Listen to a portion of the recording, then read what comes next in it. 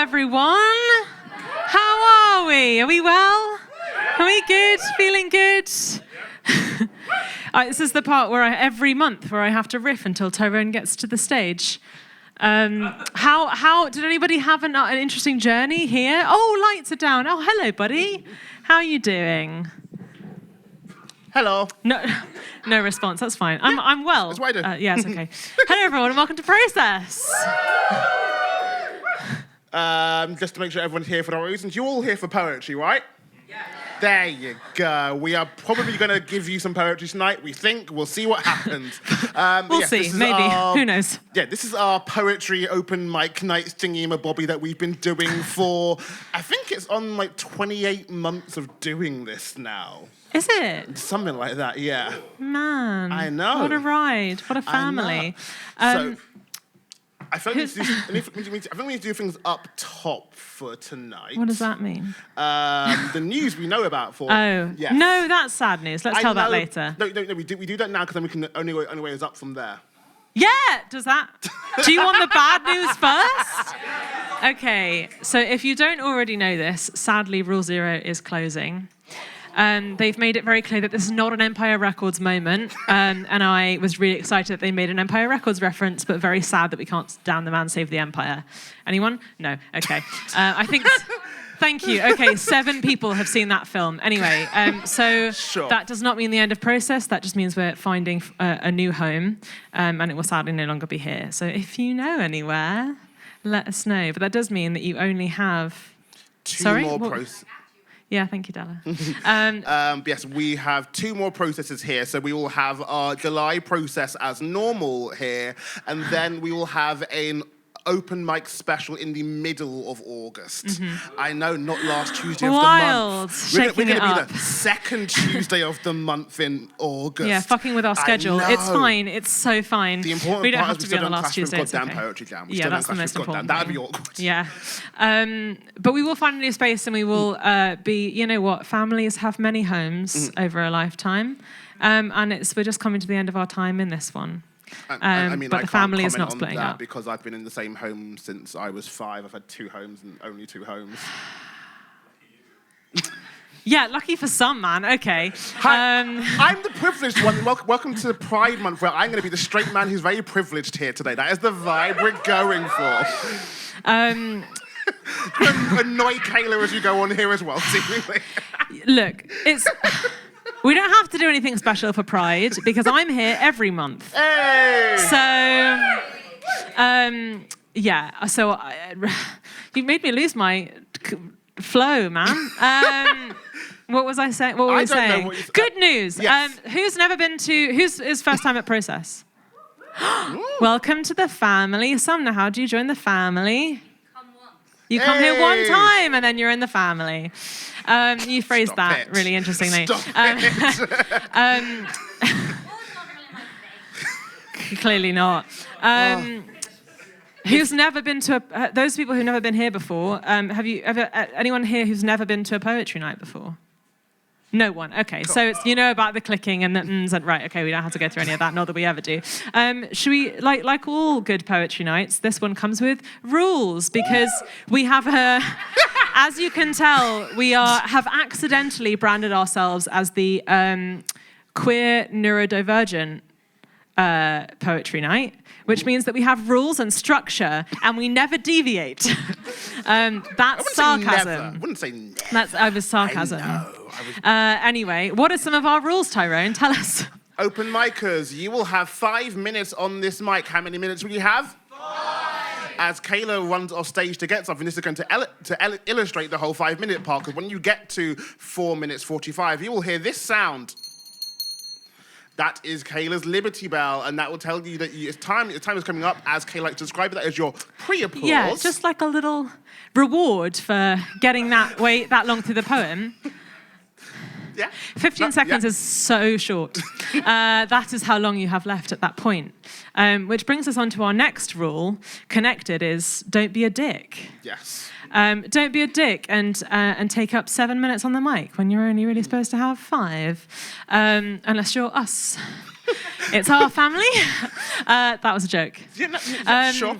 Don't be a dick. No, I never normally talk for this long. I'm letting you go. No, you can hold the bell then. No kicking down, no homophobia, no transphobia, no racism, no anti-Semitism, no ableism, no fascism, socialism is acceptable.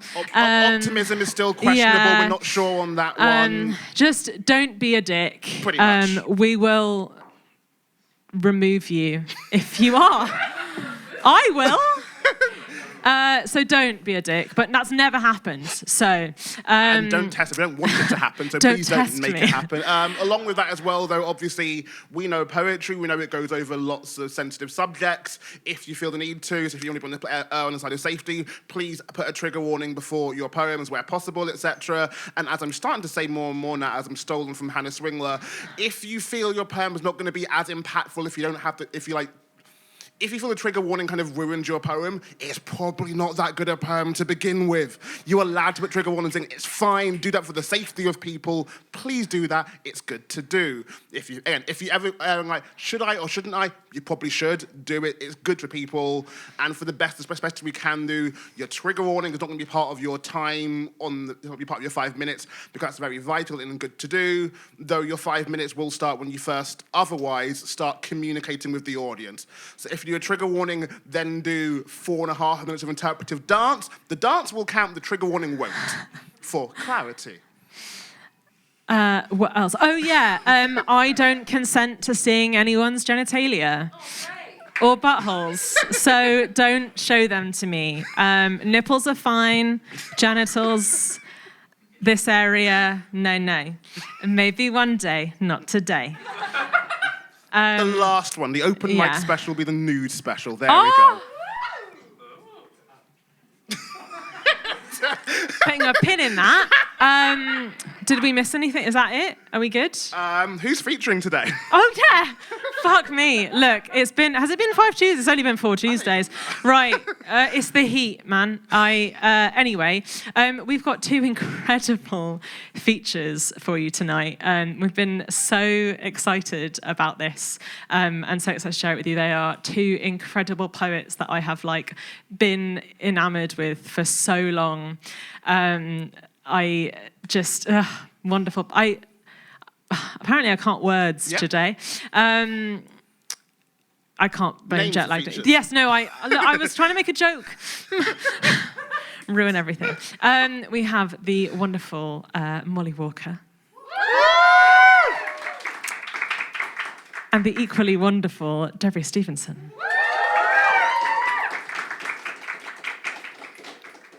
Anything else? I think that is all. Okay, bye-bye. I'm going. Bye-bye. I'm going. Off you go. Off you pop. Loving the lace. It's very cunty, I think. Yeah. The poetry community, as varied as it is ruled over by our poetry overlords. And the poetry gods, much like in the film The Cabin in the Woods, demand a sacrifice for every half a poetry night. No one likes to go first, so we do that for you. We make a sacrifice offering to the poetry gods. This gets creepier and creepier every time I do it. I apologise, except that I secretly think it's cool. Anyway, so we do that for you so that no one has to go first. So starting off the night tonight with the first offering to the poetry gods is a man of many words, often interrupting me. He is part of my family in so many ways. He likes to say, I don't have friends, I have family, which I think is some film franchise quote. We have hosted each other's book launches, and I could not think of anyone I'd rather do this with. Please welcome to the stage my best friend, Tyrone Lewis.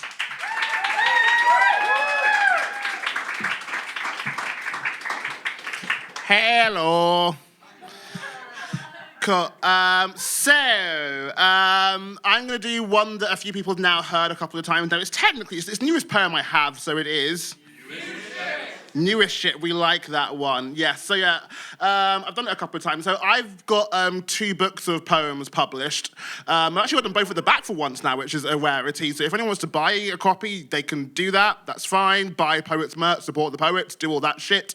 But yeah, so first book, it was published called Blackish, and second book came out last year, was called Too Black, Too Furious. But here is a list of my rejected sequel titles for my second book.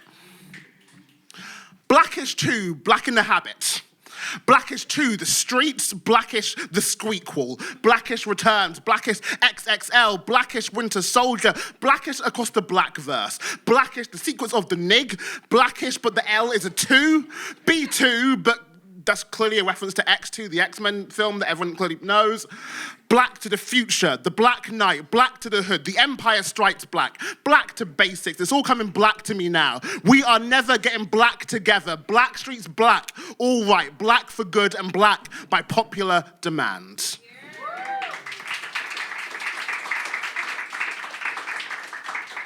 I very rarely do 2 poems up here, but second, I can because I've not done 5 minutes yet. So this poem was inspired by one of our past features, Amy Aker. Amy Aker's, like, one of their first pamphlets was based and themed around Back to the Future. This poem's title comes from Back to the Future. This one is called Flux Capacitor. The concept of time has been confusing to me ever since I stopped writing the date on the top of the page in secondary school. Back then, I had a schedule. Monday morning started with registration, followed by a double period of English where Miss Conahan could never get her mouth around the English pronunciation of my name. The Irish in her was too strong. Biology and chemistry all mixed together with religious studies until they formed PS2 evenings at home and the faux innocence of MySpace and top 8 friends, and I don't talk to any of them now. Our years faded away in weeks once we didn't have to wear our uniforms. Time and I have become estranged since 6th form. Miss Vink would use her monotone voice to freeze clock hands in English lit, while sitting across from Lily in psychology meant I was more aware of her face than the clocks. I tried to get on second-hand side during free periods in an attempt to make friendships last longer, but it didn't work. After 2 years of constant contact, they're not really contacts in my phone, and I forgot days at university. Confused Sundays with Tuesdays, overlooked Mondays, deadlines and Orange Wednesdays were the only marks on my calendar, and Super Sunday football made cameo appearances in my life, but by second year, they were replaced with Anne-Marie. She didn't quite stop time, just made me lose track of it. We'd spend lazy midweek weekends in bed before being productive on Sundays. We'd hate Thursday mornings as we actually had to get dressed then, but loved waking up on Mondays. Together, we'd fit days into hours, and after 1 week, we'd spent 2.5 years together. I'm sure I misplaced a lifetime in us. But work calendars and time hop keep telling me differently. Time's been kinder to me since then. Hasn't let me grab a hold of it, but has only left her in stray seconds I just about catch, and thankfully there's less now. She's still there in ocarinas, but she's left adventure. She's not quite a long time ago, but she is far, far away, and time keeps refusing to stop. Keeps taunting me whenever it changes the clocks, jumps a step behind before overtaking me again, and I've stopped trying to outwit time. Now I'm just trying to keep up. Thank you.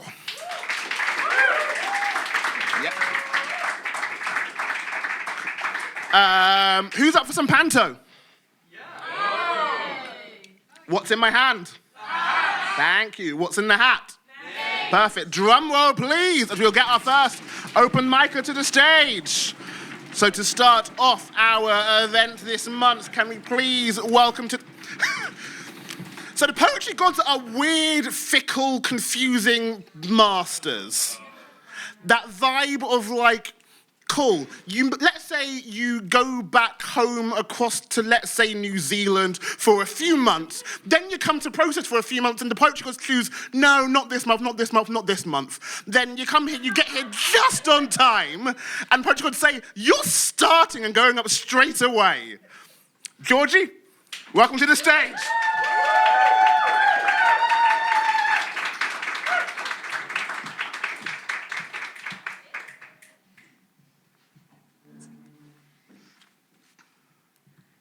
shit. New shit! I wasn't prepared. I did not expect to go first. I have a confession. It's kind of embarrassing, I know. A little bit sweaty, heart racing, knees weak, arms heavy, and I'm not talking about spaghetti. No, I have this want, urge, this need. I think I want to eat myself. To try it at first. Just take a little bite. Nibble, nibble, then something more, a big one, bigger, and crunch. Starting with my finger, just for the thrill of it, to see how it feels. But then my hand, my arm, elbow, shoulder, every last limb. I want it all. I want it all in my mouth, just wrap my limbs, my lips around, and I have this desire, this thirst, this all-consuming, overwhelming hunger. I have to take apart every piece of me, to sip and gobble, devour every last sinew of muscle, nerves like they're spicy and not just full of anxiety. Gobble on my bones like they're crackers and cheese, a nice piece of brie. I need it all gone. Every last hair and blood cell. Slurp up blood like it's soup, ramen and juice, all the important bits too. The organs and feelings, the things that have meaning. Munch, munch, nibble and crunch, it's all I've ever wanted. It's so addictive. It's like a drug, and my name is Snapper because I'm hooked. Rod, line, and sinker. I want my lungs so I can breathe easy. My tummy so I'm no longer queasy. Pancreas and kidney. My appendix too, because fuck it, why not? I take my head in one. One big bite and swallow, stretch out my lips till the pink turns to white, then snip, snap. Gone. My eyes, cheek and nose, that grey slab of meat, with its thoughts racing and running like Lewis Hamilton and Leclerc. Who's quicker or faster, cooler? Who's got more groove? Who's got... Ha! Gone. I don't need to think, observe or decide, judge or analyze. All I need is to eat. Eat all that's left, till lucky last, my heart. I gobbled everything else, like grapes or bickies, but there's the chocolate drop, the gem of the crop, my heart. Beating, surging, desperately trying. It wants to stay alive. It's fighting with all it's got. Muhammad Ali in the ring. Float like a butterfly, sting like a bee. But I don't give a fuck. I've just eaten my knee. I'm tired now. Sick, too. I'm tired and sick. I'm sick of feeling. Overwhelming, frightening, fear-inducing feelings. I'm sick of feeling sad. Sad for no reason at all. Sadness like a heavy cloak I can't take off. A chokehold that's wearing me away. It's turning me grey, and even the anger and the joy, the happy parts too. I'd take it all away just to be done. I'd eat myself up, body and soul. Write a poem just to describe that I want to feel nothing. For a moment, a second, just sweet relief, some bloody peace from anxiety and stress, from love and life, the government and policies, my fucking career and rent and build, and this death-defying sadness. I just want it gone. To be nothing and no one. I just want my heart still there. My heart laid bare. My heart so lonely and alone. My heart a thing without a home. My heart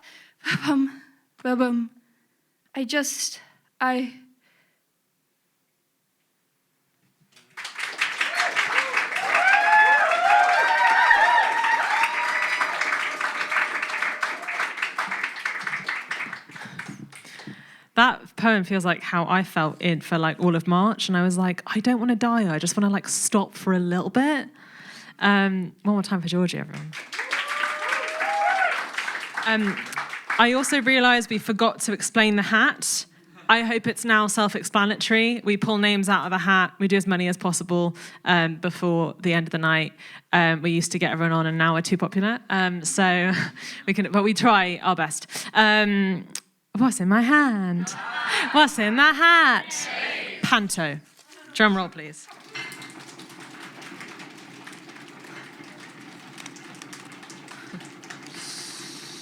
Long-standing member of the Process family, and here with books, I think. Please welcome to the stage, Kath.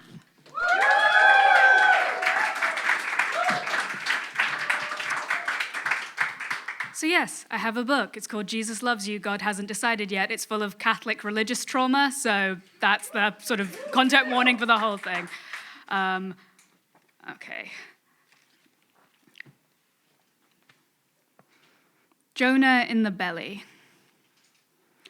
Where the tongue meets throat, staring into the darkness, dreaming of the stomach. 1,000 shipwrecked voices cry out, he's not dead, but he is abandoned. Which is worse? Drowning in a dark ocean or living in the wreckage of wrath? All hail the mysterious gap between the wet match strike and the ignition. A gullet can be a miracle, a swallowing can be a blessing. You can make a religion out of this. There is no word for the kind of loneliness caused by washing up on a beach as a servant of God. At least it will make a good story.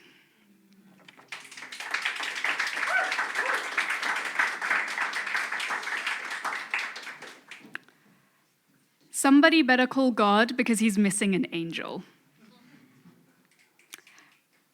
Hey baby, did it hurt when you fell from heaven? Yeah, I mean emotionally because of the irreconcilable separation from the embodiment of divine goodness as a result of a decision that is perceived to be final, one you can't atone for. Sounds rough. Let me buy you another drink and you can tell me about your father. I bet he was kind up until he wasn't.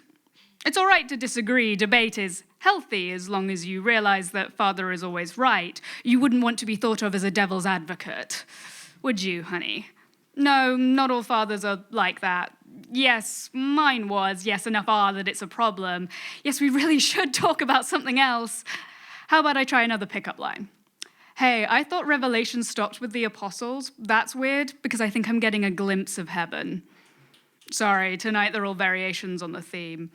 For example, how about you show me your flaming sword?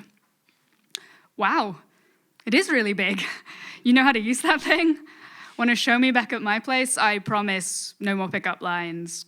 I promise you won't find God there. Thank you.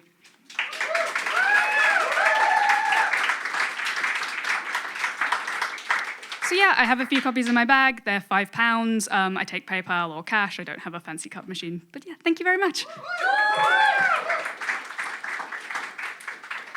One more time for Kath, everyone! No, always important, where possible, support the poets, etc. Do all of the supporting. Along with that, if you cannot financially support the poets, support them on the social medias, etc. They have the Instagrams, they plug and do a lot of shit on them. Go support all the things they are doing. I actually might have a spare card reader somewhere. That's another thing for another day. Anyway. As we keep this thing going, admin stuff that I forgot to say at the start of the night, which I really should be saying more often, and filming tonight, taking pictures tonight. If you don't want to have anything online, let me know. I'm not going to put it on there. And with that, last month's process will be going up next week. Something to look forward to there. Also, during the interval, if you haven't checked in properly with us in terms of like coming in and like tickets and stuff, come by in the interval. Also, we've got stickers. So that's the thing. That's the energy we need. Like, keeping up that energy, can I get a drum roll, please, if we get the next open micer up? Cool. As our next open micer is going to be the one, it's his first timer here. So please, can we welcome to the stage, Solomon!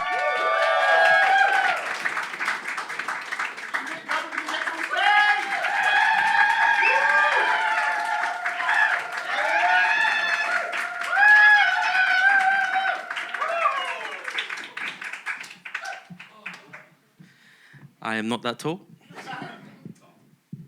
I'm part of the Short Kings. So. Amen. I like that. I like that. Yeah, you just get straight into it. Well, my name is Solomon.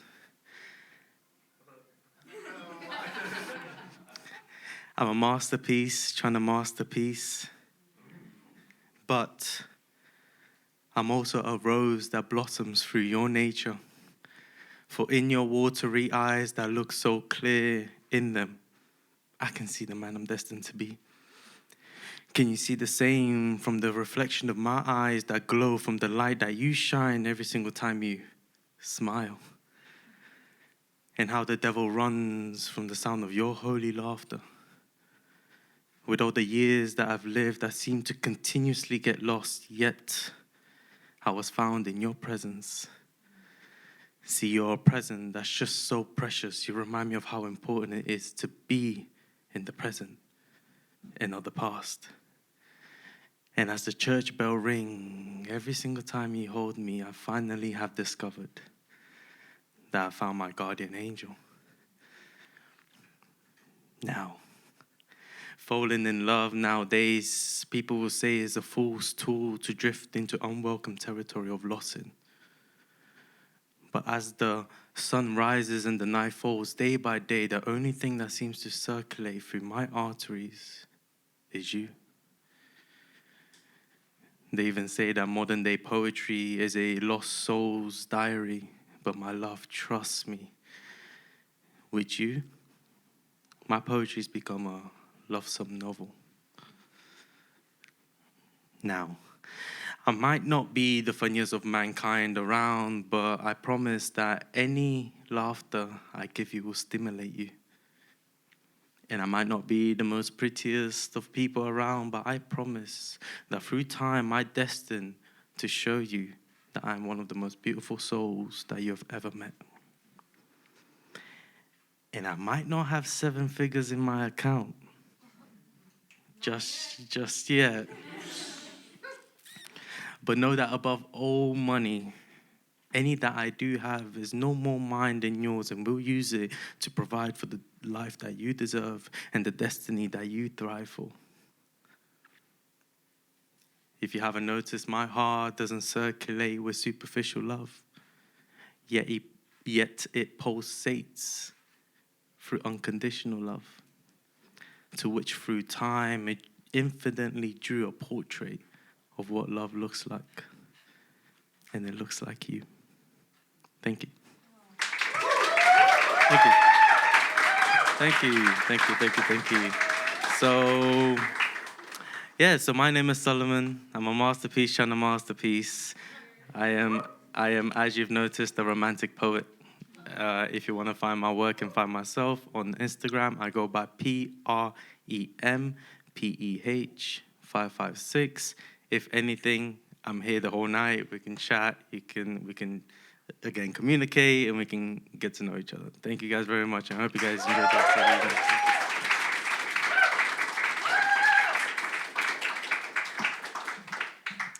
It makes me so happy when poets are so clearly not just there to speak, but there to listen and communicate. So one more time for Solomon, everyone. Drum roll, please, for our next open micer.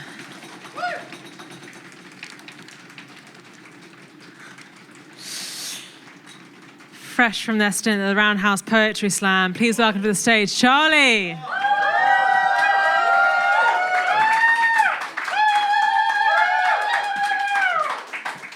What's up, gamers?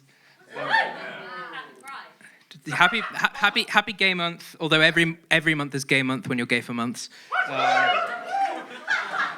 Don't think about it. It sounded good when it came out, right? No, don't. All right. I've got two. I've got a short one and then a longer one. And I'm just going to get into it. So this first one I wrote back during escape roll. There was a prompt that was like meow or something, and I was like, I don't have anything to say about cats, and I'm not a cat boy. So I'm going to write a poem about a weird subset of the Dark Souls fan community that is very elitist about what is the correct way to play those games. And then I ended up writing a poem about toxic masculinity by mistake. Oops. This is called You Have to Play a Strength Build.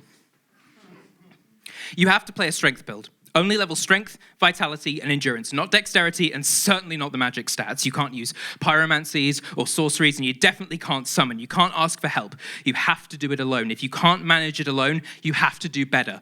Be better. Asking for help is a weakness, and using any other build is wrong. It doesn't matter that the option is there, present for you to take at any moment. You can't take it, because I didn't take it, because I was told not to take it, because I was told I have to play a strength build, because if I didn't, then it didn't count. I didn't count, so you have to play a strength build, because I played a strength build. Even though I wanted to try a faith build, I was told I had to play a strength build, so I had to, so you have to, because what else can we do?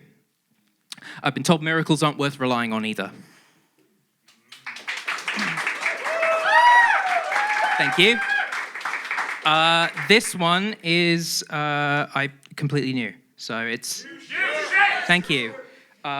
It does have a title, but that title is hidden, and details will be revealed later when you unlock the associated achievement. It's a feeling that's hard to quantify, much less explain, but it starts with a moment of wondering, a notion that there might be something more here, and of a gear somewhere in my head that I thought was ornamental beginning to turn, and the realization growing, glowing, the filament in the bulb exploding. This alcove, this unexplored, untrod ground, it's not an endpoint, it's a vertice. It's not a forgotten corner, but a gift that was left here on purpose for me, or people like me, at least. But it's hard not to see it as being here for me. Nobody told me to check this precise point on the map. Nobody told me I would witness the moment the sketch was created. Nobody told me that shape in the clouds would be important in 10 hours. Nobody told me that all these lines hidden in UV were across this wall. I found them by myself because I wondered what if, but all of them were put here. They're deliberate because you knew I would look for them. This is my favorite kind of conversation. And I have to imagine you love it too. The moment a jigsaw falls perfectly into place. The moment a frantic set of chicken scratch notes on a scrap piece of paper become the fucking Rosetta Stone. The moment a number becomes a pair of shoes, becomes a codex. The moment a manual becomes a map, becomes a key, becomes a thank you. The moment a set of lines become a code, become inputs, become notes, become a melody. The moment, however brief, I get to see how big the machine you built is, and how deeply entrenched I have been within it all this time, and how deeply entrenched it is within me and within you, and you made it for me because we think the same way. And you didn't know I would see it. And I don't know if you'll see this, but I don't need to write out the title of this poem because we both already know what it is. Thank you.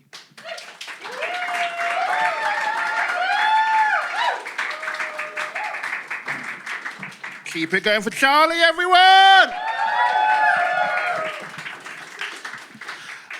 I personally am scarred from, I want to say maybe 6 years ago when I was running a night called Boomerang Club, and we clashed with an England match back then to the point that they had to take over the bar and we couldn't actually run the night, etc. So I am just going to say it now. I'm so happy that whilst England are doing their kicky ball thing, that you guys all decide, no, we're going to come out for some poetry, and I love you and thank you for that.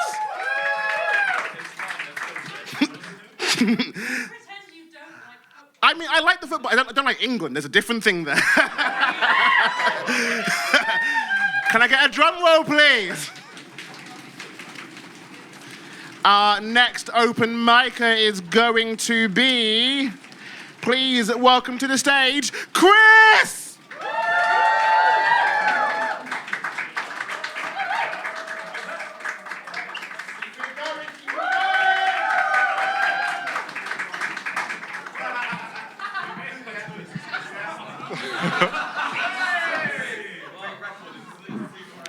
Good evening. I am Chris, and this is my political poem. Capitalism is winning. Socialism's been beaten because self-interest is primal, but so is survival. So defeating viral consumerism is vital. It's nice to recycle, but my advice to those who vote blue or red is vote green instead. I beg. Hedging your bets on conventional men who mention a word or two like net zero, then renege them, won't do. Reducing use of fossil fuels takes radical moves that only happen if mandated to. It's true, we must improve healthcare and schools, but saving the world should not go below any other plan on the manifesto. When you go to vote, we are depending on you. Protecting our planet must be the priority, not an addendum to any other policy or political view. The left-right debate can wait. First, let's regulate and make people apply the changes we need for people to survive. Let's stop diving in a spiral chasing growth that makes us both virus and victim at the same time. It's time we define growth as cancer if it makes the health of our climate decline. Recycling's fine, but it's not the answer. You don't stop crime by asking criminals to be kind. You make them fall in line. If we want to save our trees and seas before they've been depleted, it must be done politically. Seize the agenda, please, by voting green. Thank you.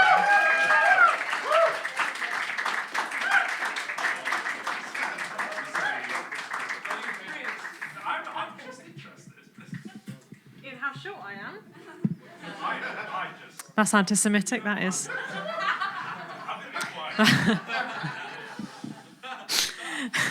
Thank you for laughing at that, Toby. So clap once more for Chris if you're registered to vote on July 4th.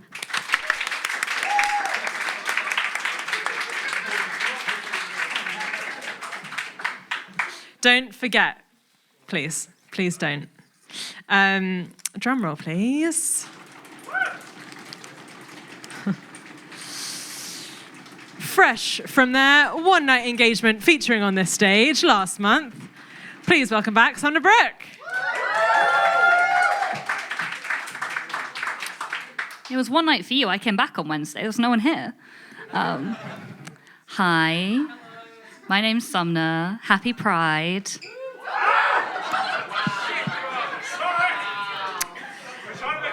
This is what happens when you ask gay people to throw things.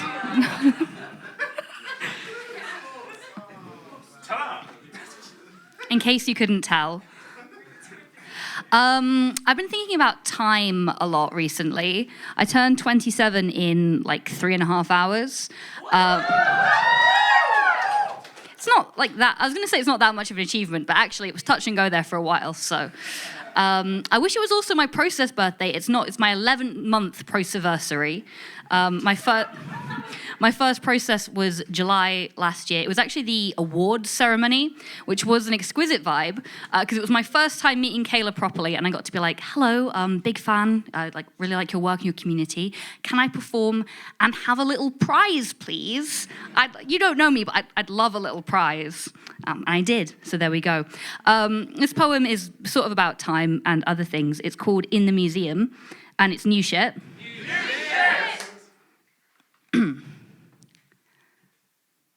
Living in the museum has been harder since the curators started stealing my things. I'm still sleeping in the cardboard sarcophagus, fetal to fit on the children's wing floor. They patter in on their 4-padded paws and help themselves to my personal effects, and I keep telling them, I am not history yet. I am extremely present and very tense. I dread fishing my keys from one of the jars of lifeless pickled things shelved on the 4th level. They bat against my fingers, shedding bloated outer layers, scraps clinging to solid cores. My phone charger hangs limp and defeated, woven through a display of blades, each edge keening for my fingers as I blearily work it loose. Worst is my socks. They vanish in odd drabs, and when I run too low, I ride the goods lift to the sub-basement. There they are in use as packing fodder, filling out the crevices in a splintering crate, around an unfinished waxwork waiting for display. Each trip, it looks a little more like me.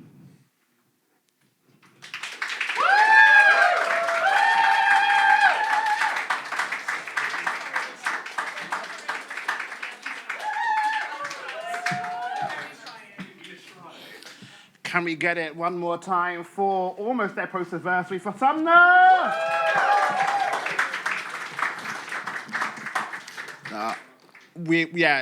In doing 2 more months here, we will have to figure out a proper way to say goodbye to this venue because we've had so many good moments and things. That award night was definitely a highlight. That was a very wonderful thing. So we're going to have to figure out doing more stuff like that in the future as well. But in the present, I will need a drum roll, please.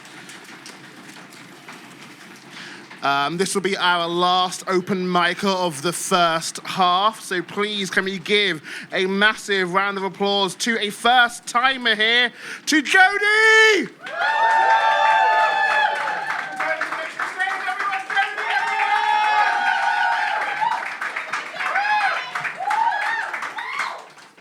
Hello. Can I move the mic? I'm not a fan of using mics. Is that cool? The cameras will pick me up? That's okay? Yeah? Okay.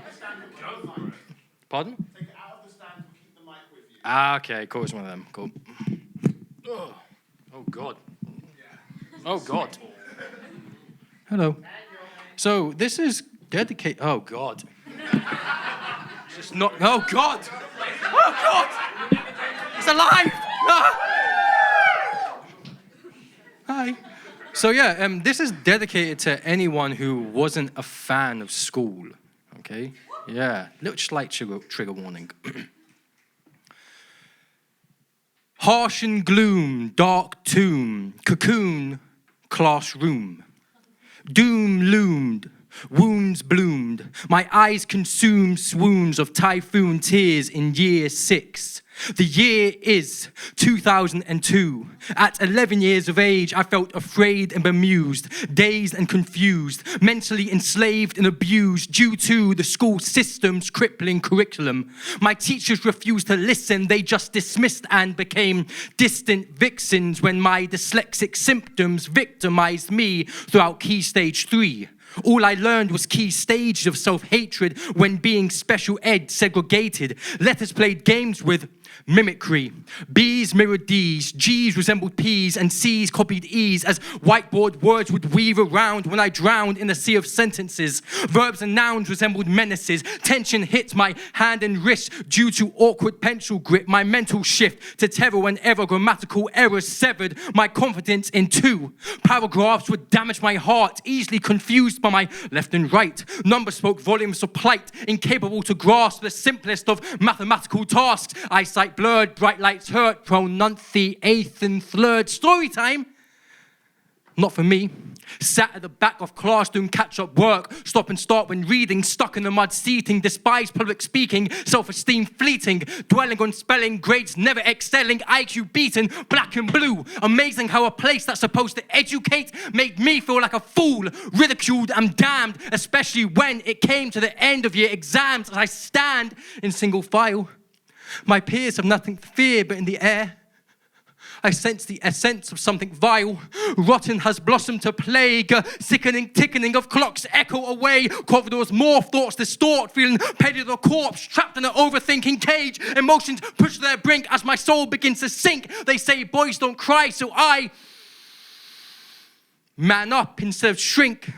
But I feel a curse emerge as I begin to hurt. A choking sensation awakens underneath my fragile frame. Anxiety violently explores my brain, walking like I'm shackled in chains. With every step, my breath is slain, ringing in the ears. Severe thunderous numbness, sears, hot flushes, cold chills, chest pains, sweat trickling, popping of veins, heart speeding faster than a speeding train. I take a seat to sip my sats, cloudy mindset. Here comes the rain, teachings dripping, internally maimed. English, science, maths, stupid, pathetic twat. I think I'm going to collapse. Question 1, what's the answer to that? Hey, yo, Jody, relax.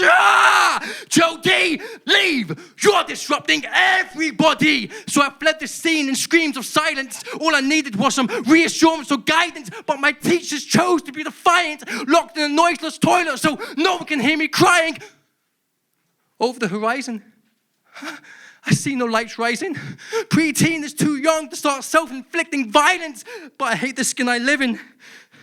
So I start slicing by scratching my arms, scratching my arms, scratching my arms, scratching my arms, scratching my arms, scratching my arms, scratching my arms, until the bloody wounds resemble Roman numerals, looking at the boy in the mirror like I want to ruin you, slewing all my mind's oozing cruel manners of pain. Guess what the first question was? Name. J-O-D?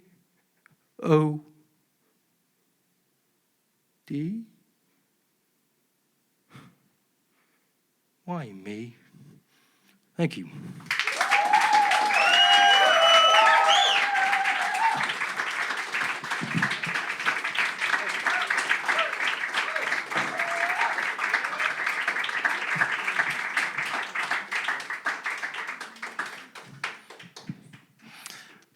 One more time for Jody, everyone.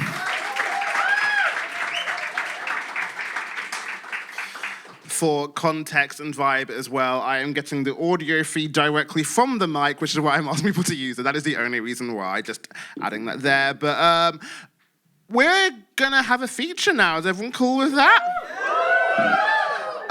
So before I get into the full spiel about the actual feature themselves, one of my... You know how people have their like weird memories or things that will stick with them that are like insignificant, but like this means a lot to them, etc. I remember back in the day, I must have been like 16, 17 kind of thing, and our feature was releasing, I believe, their first pamphlet, Pigeon Party, and at that, so again, this is their pamphlet launch, all that stuff, and at some point over the night, whether it's that on that night or the day after, I remember their mother saying, "You're my favourite poet, Tyrone," which is wonderfully weird, and I love that vibe. Nevertheless, so like, in terms of this poet stuff, like, just on that, I've known them for fucking ages, and it's a pleasure knowing them. And like, whilst we've not always talked like on a like regular basis in that kind of way, it's like seeing all the things they are doing, because they are fucking killing the game, and like, always knew it from the start. Like when I first saw them, it's like, we were involved in like a fucking Channel 4 documentary thing or something, etc. And it's like, oh, this person is fucking serious. And the work backs it up, and the personality backs up, and just everything backs it up. They have been killing all the things. They are... Again, if you've not been around the scene so much, you might not know how much of a poetry royalty they are. All the work they did back in the day with Mouthy Poets, etc. Then coming back, cool, poetry's done, now let's kind of like destroy all of the theatre world, etc. Whilst also still being the best carnival person out there, etc. If you were ever lucky enough to see them dance, you'll be in for a fucking experience. They are just all of the things in one. They're incredible. And the fact that when I asked them to do this, they said, oh yeah, sure, of course, it's you, Tywin, will do it. I am so fucking pleased and happy to bring them to this stage. So can we please welcome on Debris Stevenson!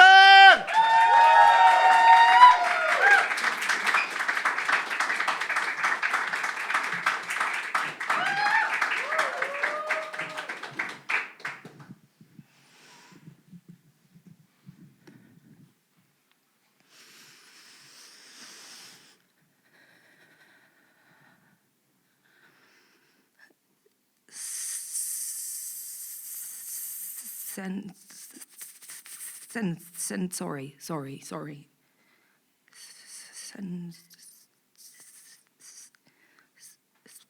Special, sorry. Special education needy, sorry. S-E-N. S-E-N. Mumsy's trying over again. Assistant wanna be my friend, giving me books like Bill and Ben. S-E-N, S-E-N, red, Bic, bulletproof pen, inking water from hemorrhage, and only armbands for S-E-N. When I was born, yeah, I tore through. Mumsy like snot from a tissue. She did not know what to do, like small's an achievement. 2 + 2, spelt name backwards, phew, shit.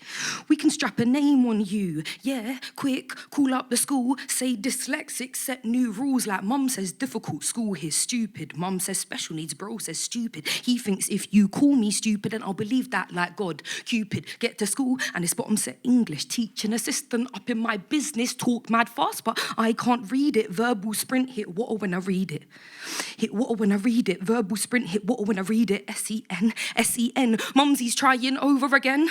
Assistant wanna be my friend, giving me books like Bill and Ben. S-E-N, S-E-N. Red, big, bulletproof pen, inking water from hemorrhage, and only armbands for S-E-N. Like talk mad fast, but I can't read it. Talk mad fast, but I can't read it. Talk mad fast, but I can't read it. Verbal sprint, hit water when I read it.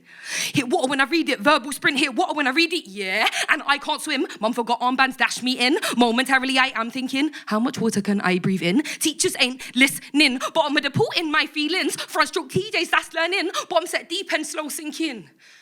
Slow sink in. Bottom set deep and slow sink in. You know, I heard that babies can swim. And maybe my mum did too, and that's why she dashed me in. I know it's a fallacy.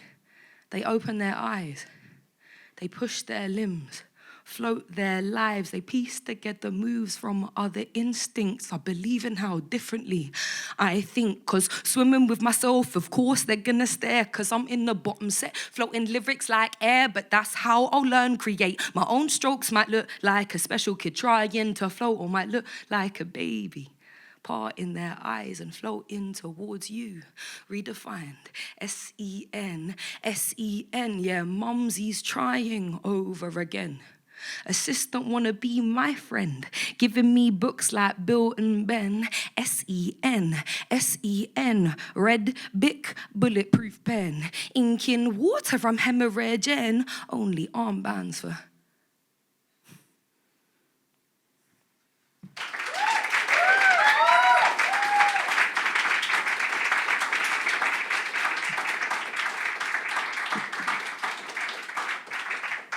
It's very funny, I've written 4 notes here, which are genitals, stickers, and books. Very strange list that I've... Thanks. Love the rule of 3. Classic rule of 3. And that's because, Kayla, when you said no genitals, nudity, I actually, as a dancer, go to a lot of, like, interpretive dance shows. And the amount of times, like, once, they just let me in, they're like, yeah, it's an interpretive dance show. And it was genuinely 2 naked men in very dark lighting, just wrestling naked whilst being covered in fake blood. Like, no trigger warnings, like nothing. And it was very close. And I had no way out. And then another time, it was like the middle of the afternoon, and I'm in a black box theatre, and they did that classic neurodivergent access thing, where they're like, you can leave if you want, but I'm literally in like a tiny, tiny row at the end, right? So if I leave, I have to be like, sorry. And then a man in front of me is doing this piece about like, trying to accept his body, where he slowly becomes naked and talks about all the horrible things different parts of people have said about him. And I'm like, great, I want you to love your body, but I didn't know I was going to see your penis today. And like, I don't want you to be like, I'm trying to love myself. And I'm like, I'm really sorry, don't want to see that at like 2 p.m. on a Friday when no one told me I was going to see an unsolicited penis. Sorry. Anyway, so I was just thankful for that disclaimer. I was like, thank you for that. So never thought that I would want that disclaimer. And I also have stickers and books. I actually have Pigeon Party with me, funnily enough, because they ran out of my play. So I was like, what do I have here? And so, yeah, but I can sticker you if you want. Ba-bow. Don't know why I did that. That makes it seemed a bit sexy. Anyway, I'm going to stop saying things. I've known Tyrone since I was, I think, 17. Yeah, so not going to say how many years that is and disclose my age. Also can't do maths. So that's the real reason. Okay, so all of the poems I'm doing today are from a new play that I'm working on called My Brother's a Genius. At National Youth Theatre at the moment, if you want to come and check it out. It's on the 1st and 17th of August. And that the only part that is factually true is the title. My actual brother is a genius. The rest is fiction, but I would say that it's true. And basically, so I actually wasn't diagnosed as dyslexic until I was 21, when they told me I had the clearest case of dyslexia they'd ever seen. So I was like, that's really reassuring to find that out now. Thanks so much for that. But yeah, so I've written, oh no, everything's moved. So I have like a little rule. I particularly find reading off the page quite hard. So I've decided that I have to do it at least once for each of my gigs for resilience purposes. So I'm not resilient enough. Let's do more things that are terrifying. It's just in my nature. So this is a scene from the play. That's all I need to say, really, I think. You can tell me if I need to say more afterwards, then it'll be too late. Internal Educational Psychologist Office. Daisy's Educational Assessment. Daisy is 8 years old. She enters the room anxiously, looking at the floor and fidgeting with her own hands like a cunning fruit fly. Her body language is unusually closed for her age, and when I make a hilarious joke, she is non-responsive. He wasn't funny. And I'm more hilarious than a gorilla in a human costume on a bicycle. When asked about her feelings, she becomes visibly very upset and asks for her twin brother. Children are so needy. When her twin brother Luke enters, he is as charismatic as a modern-day Jesus fresh out of a third space gym, and of course, Daisy becomes calmer in the presence of Luke's charisma.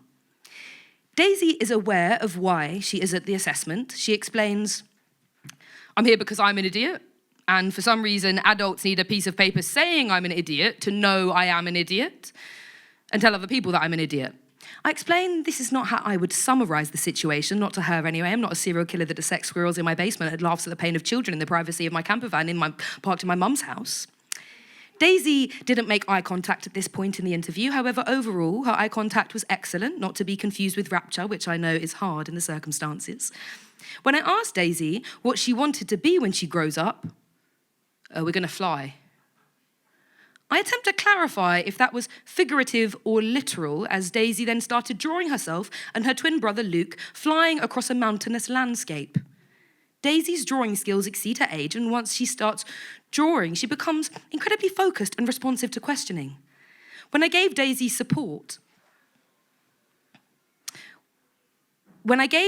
a storybook to read, she became visibly distressed and read very slowly and with a lot of support. She became visibly red like an angry chameleon whose delicious locusts had been taken away. Daisy acquired a stutter and her fidgeting got very bad to a point of shaking like a rabid owl. The assessment was paused again at this point and Luke again was called in. Her mother stayed outside. Once Daisy calmed down, we finished the story and Daisy was able to summarize in great detail. A beautiful but self-involved fish that needed to learn to share his shiny scales. Daisy took a philosophical pause. My brother can be like that sometimes. Though visibly upset, we did not need to pause the interview at that time. Overall, Daisy exhibited a number of cognitive processing, low-level information processing difficulties charismatic of the specific learning difficulty, dyslexia. Traits of autism were also observed, particularly when her brother was present, and a further assessment would be advised for both children. I finished my drawing now, can I go? Would you like to explain the drawing to me? The wings don't work yet, so the drawing version is bloody. Stupid drawing me probably jumped too soon. Are all drawing versions of you stupid, Daisy? Not as stupid as slugs. Slugs? Tiny moving poos? And I know everyone is like, but they are so slow and harmless. But if they're so slow and harmless, how comes when it rains, they are suddenly everywhere? A very wise idiot. So there is something wrong with me then. Is it wrong with my brain? Would you say it's slower or faster than a tiny moving poo? Yes, Daisy, you are SEN, a slug enacting needs. Really? No, well, yes, you are SEN, but that stands for special educational needs. Oh.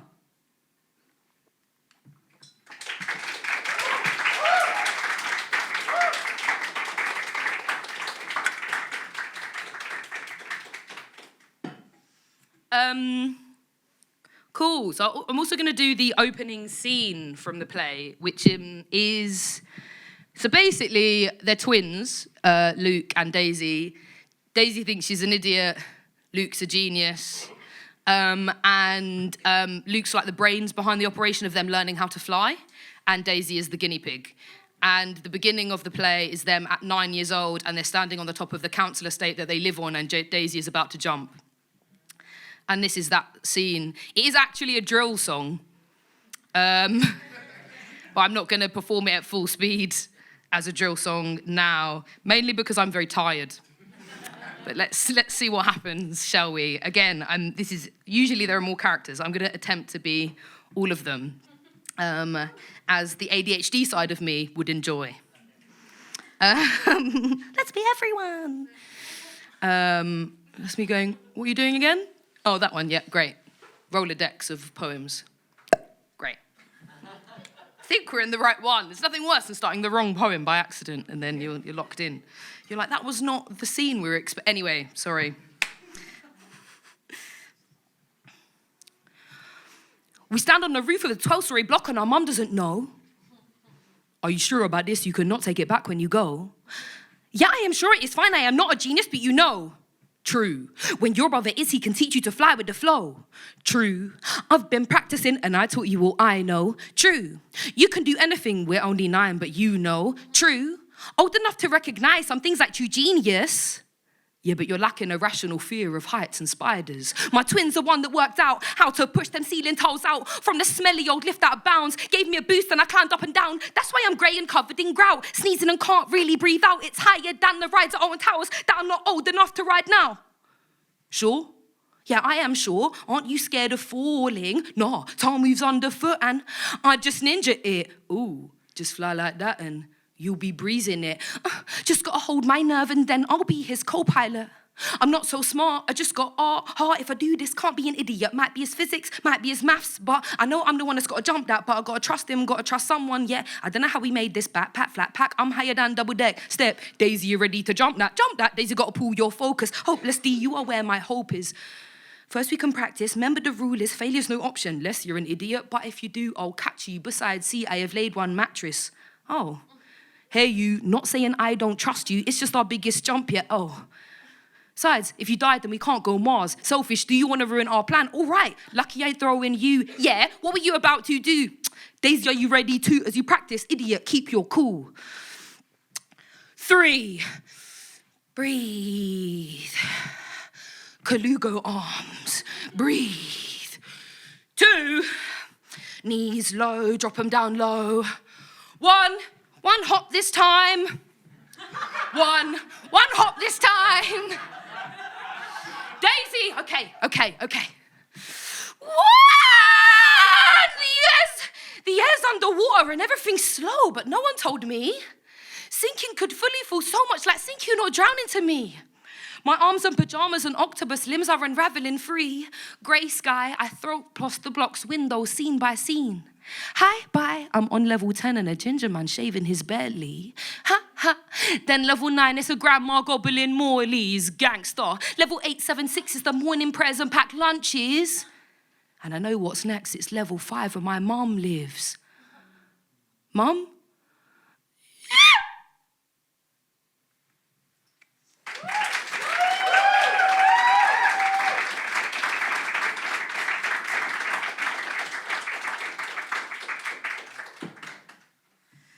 So yeah, I'm doing a PhD at the moment.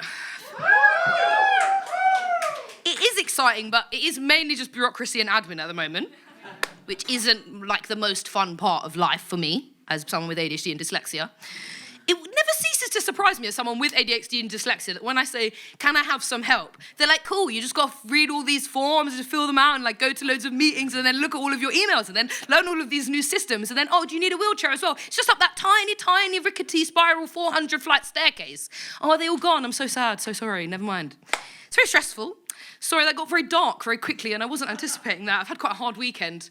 But I'm here with you guys and you're lovely. And honestly, Tyrone, you are the only person I would have left my house for. So that was a genuine comment.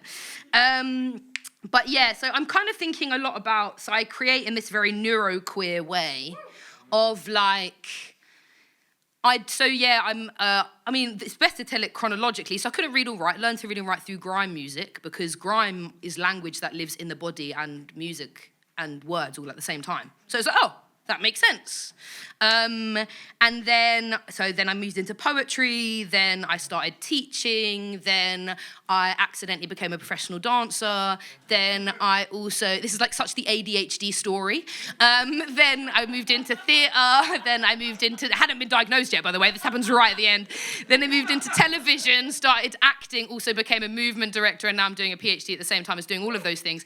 And the funny thing I always find, one, did you know that the full phrase isn't jack of all trades, master of none? It's jack of all trades, master of none, more often better than a master of one.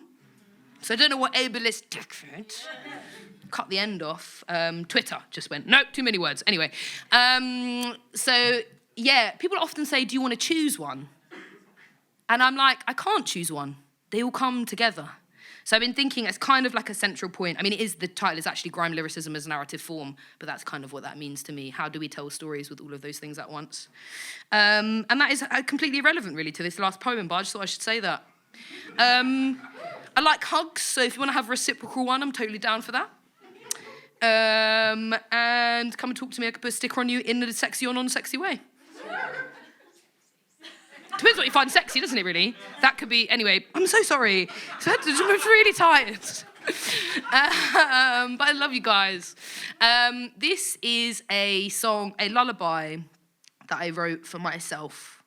And it's for me, guys, it's for me.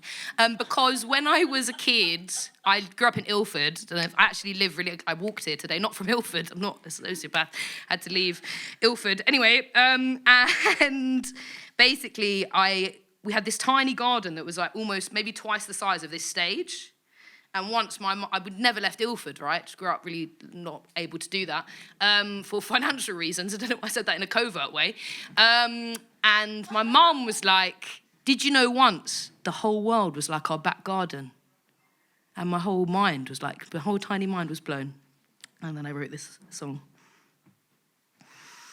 It's also the final song in the play. Daisy, Daisy, so amazing. How are you smiling so? With petals so loose and pollen so ripe, will you show me where to go? And the ivy climbs and the sun does shine and the grass whispers so loud. And the buds are chubby as a baby's cheek and the buddleia blossoms proud. As she climbs over every neighbour's fence curls up with razor wire. She'll outlive every single brick with colours like a tabernacle choir. 'Cause once this city was a garden, once this city was grass. And maybe now the air is illegal. But once it knew how to dance. And I've been thinking a lot about chances. I've been thinking a lot about growth. I've been thinking a lot about compost. I've been thinking a lot about health. Like step into your garden naked, even though it's 4 meters by 2. Be more excited than the laundry, because you're a pillowcase billowing too.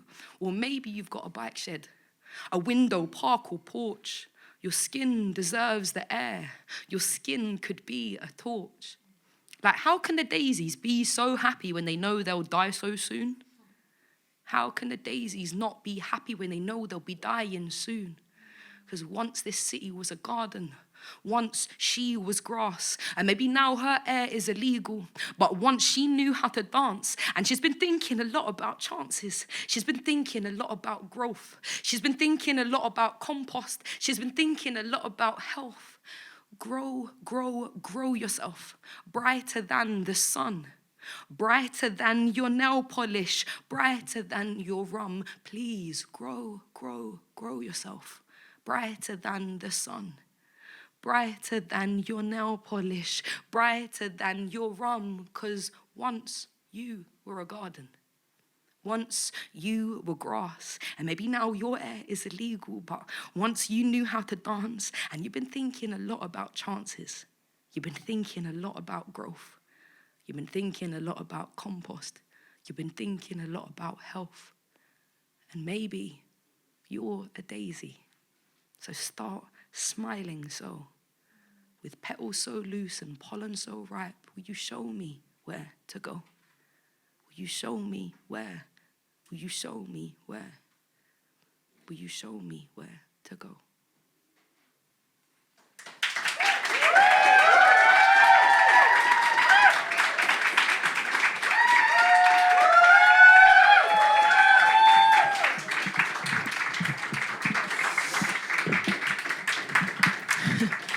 So I've been a massive Deborah Stevenson fan since seeing a show at the Royal Court in whenever that was, like 2018. 2018. So I would have been like 2 years out of drama school, and I was absolutely blown away. And then like a couple of months ago, I was at a book event at the Common Press, and Deborah Stevenson walked in, and I grabbed my partner's arm, and just went, "Deborah Stevenson just walked in." And then I was talking about my book being on the shelf there, and Deborah overheard and went, "Oh, what's your book?" And I was like, and that was a real Meet Your Heroes moment. And I mentioned it to Tyrone, and Tyrone was like, "Oh yeah, I know that we could probably get them at Process." Because Tyrone knows everyone. And like, yeah. So thank you for being so wonderful and lovely, and for joining our little family. And thank you for having famous friends. So can we get it one more time for Deborah, everyone?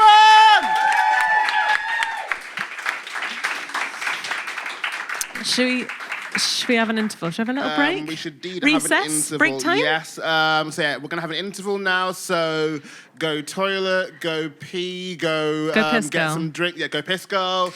Go get a drink. Buy books, get stickers, hug poets, all that stuff. Take your insulin, and we'll be back at 9:05. Cool.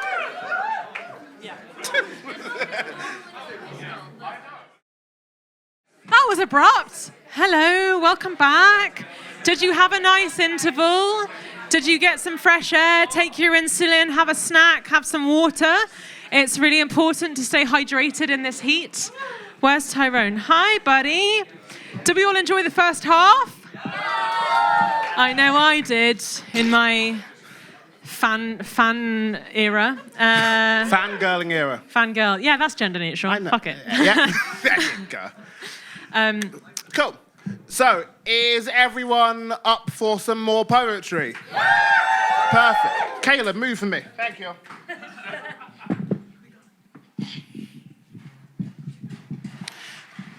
Like I said beforehand, the level of this has been like about 28 months of doing this, and pretty much about 28 different ways of having to find a way to describe Kayla and bring Kayla onto the stage.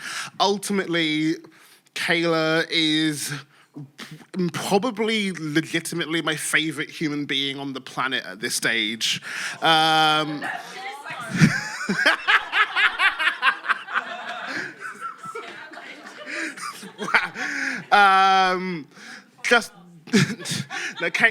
is just, again, like, it's lots of cliches, but cliches for a reason. Like, Kayla is one of a kind. They are just such a brilliant individual, and again, we don't share blood or anything, but Kayla is fully my sister, my family. Kayla is my life in so many ways. I'm so glad I'm doing this with her. And even when Rule Zero closes, Process will still keep going, because I will have Kayla to help me keep doing this, etc. Kayla will keep me honest and keep me doing this shit, because I have abandoned so many projects in the past, and it's nice to have someone who will be there to kind of help push me to go through them.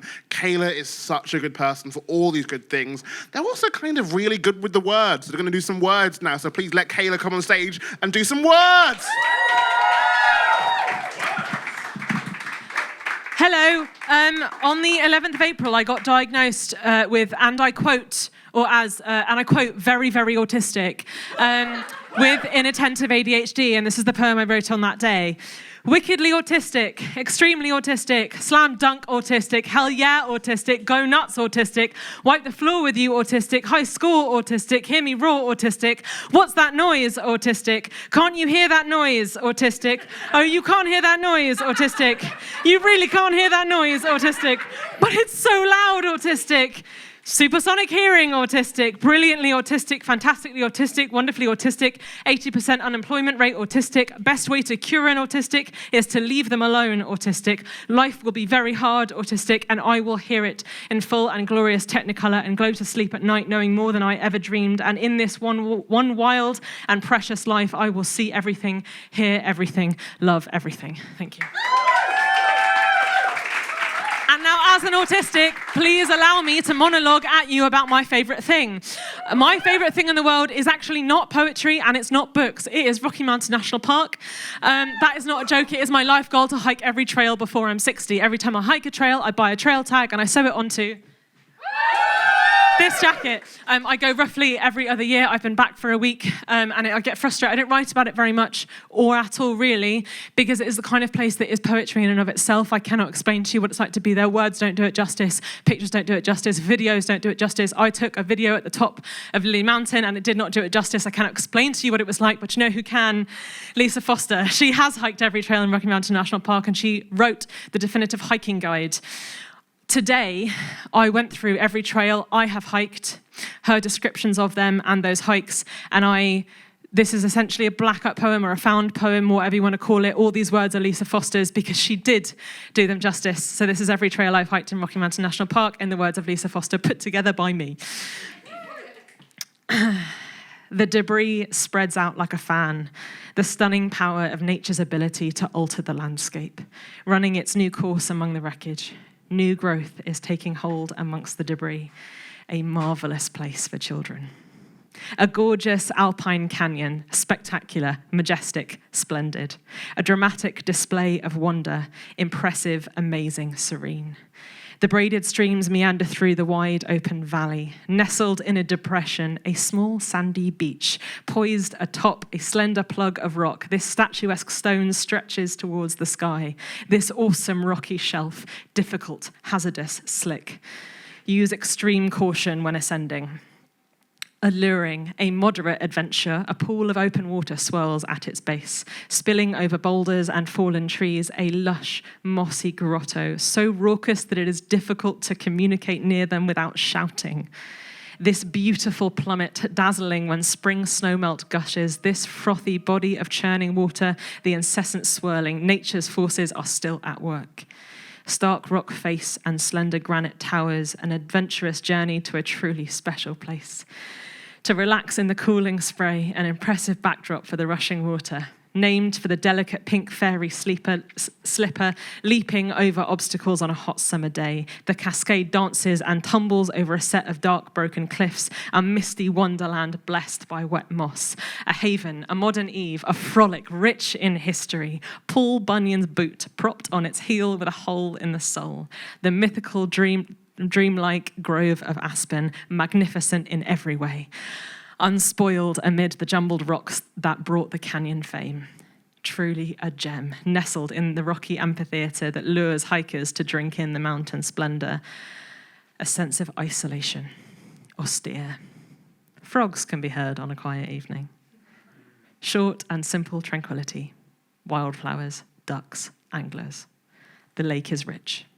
Its name, small and gentle. The broad slope flanked on all sides by a broad tableland of trees.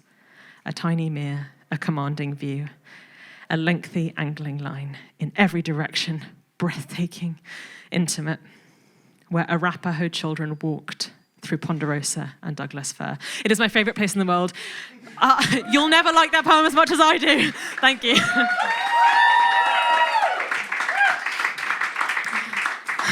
I really love it. I cannot recommend enough. Go hiking Rocky Mountain National Park. Go. My partner complains that we don't do any hiking in the UK, and then I brought him there, and now he understands.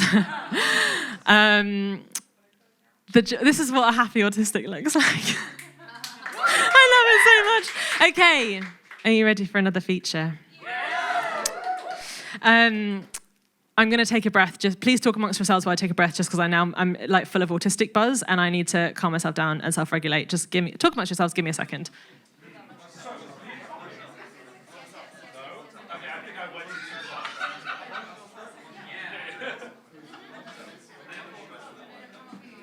Thank you very much. Okay, so clap once if you can hear me. Clap twice if you can hear me. Some of you went to summer camp. So our next feature this evening is someone that I first saw perform probably about a year ago. And I had never met them before. And it was at Small Sharings, which is the night that Daisy Winter Taylor runs, sporadically. And yeah, you should do another one, Daisy. Anyway, I saw this next feature perform there, and I'd never met them before, never seen them before, and I was immediately in love with their work, the way that they perform, the way that they write, the way that they put things into words that I myself didn't have language for yet. And I knew immediately, and they went straight on our list to perform at feature at Process at some point. As I mentioned last time, that list is chaos, as are we. But that's what you love. And as soon as I putting these two features together was a no-brainer. And I have been followed their work for so long. I say so long in the last year, but like it feels like so long, like emotionally so long. Do you know what I mean? Anyway, they have performed, they are an actor, a writer, a poet, have performed across the UK. And has Glastonbury happened yet? No, they're performing at Glastonbury. Is it tomorrow? Is it? Wait, it starts tomorrow. They're performing at Glastonbury, which has always been a dream of mine. And that is fucking insane. Do you know how big a deal Glastonbury is? It's a really big deal, okay? I hope that you fall in, as in when I say falling in love, I mean like poetry falling in love, not like a sexual or romantic falling in love. Do you know what I mean? A poetry falling in love, thank you. I hope that you poetry fall in love with them as much as I have. Please welcome to the stage the magnificent Molly Walker.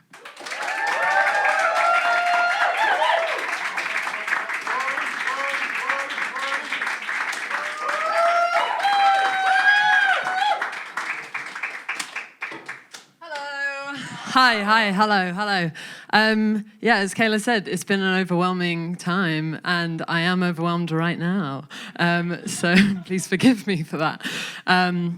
Before I start, can we give Debris another round of applause? That was so good. And I'm saying that's probably why I feel so overwhelmed right now, because I feel like I've had a wave of like inspiration, and it just insane. I saw your play at the Royal Court, and on the way home, I saw it with a bunch of mates, and we were all like, oh my God, that was sick. And I was crying, and I was like, why am I crying? Like it's not like that sad. And I was crying a lot, and I was like, why am I so upset? And I called my mum, and I was like, she's from Ilford, and she's got dyslexia, and she's queer. And it just like, it was a big deal for me. It was a big moment, so thank you. I appreciate you. I'm from Woodford, South Woodford. So close. We'll talk about it later. Yeah. Imagine. So I'll jump in. This first poem is called Alkaline Reactor. Woodbridge, Year 9 Chemistry, Lesson 5 on a Thursday. It's raining. The teacher is rambling. There's no focus today. But the kids at the end of the alphabet sit at the back. That's Dan, Jordan, Molly, Avsar, Fires, and Jack.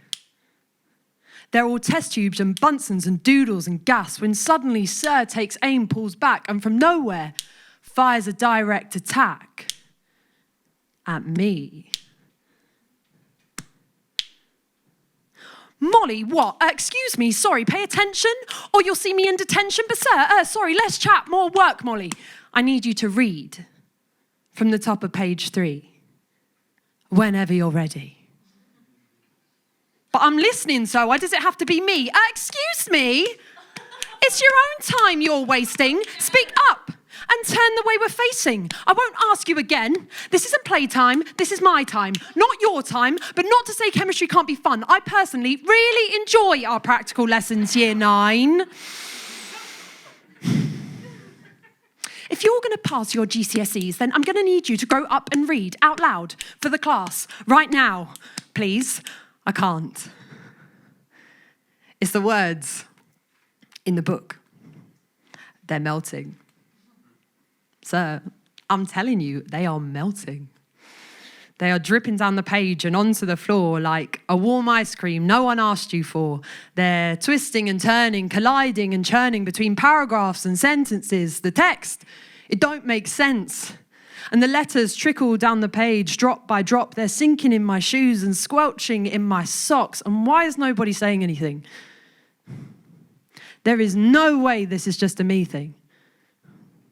But they all just sat there, laughing. Settle down, Year 9.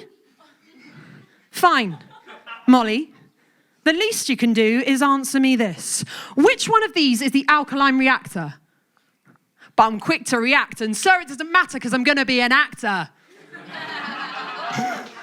Because when I put the words in here, the beat and the rhyming and the rhythm make it clear. I'm going to pick out each word and make it my own. Let it touch every inch of my skin and my bones. And I'll tell the stories that come from my home to people and places you don't even know. Molly, that's enough silliness for one day. See me after class. We're going to have a little chat about something called dyslexia. Sir, I'm not the one who needs helping. It's the words on your page that are melting. Thank you.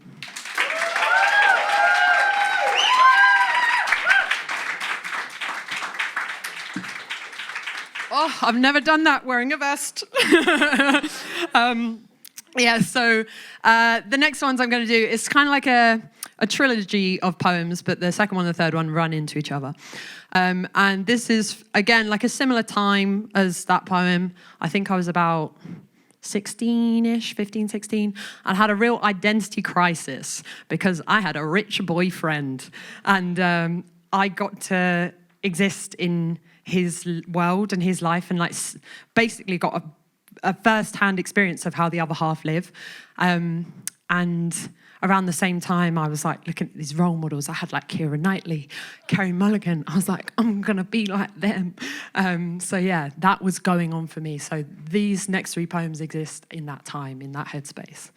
The first one is, I'm not gonna tell you what it's called because that'll ruin it. But it was a time that we were having dinner. We were having a barbecue at one of his houses. Lol. I know. We're having a barbecue at one of his houses and they invited his next door neighbour round and her husband as well. And she was very famous.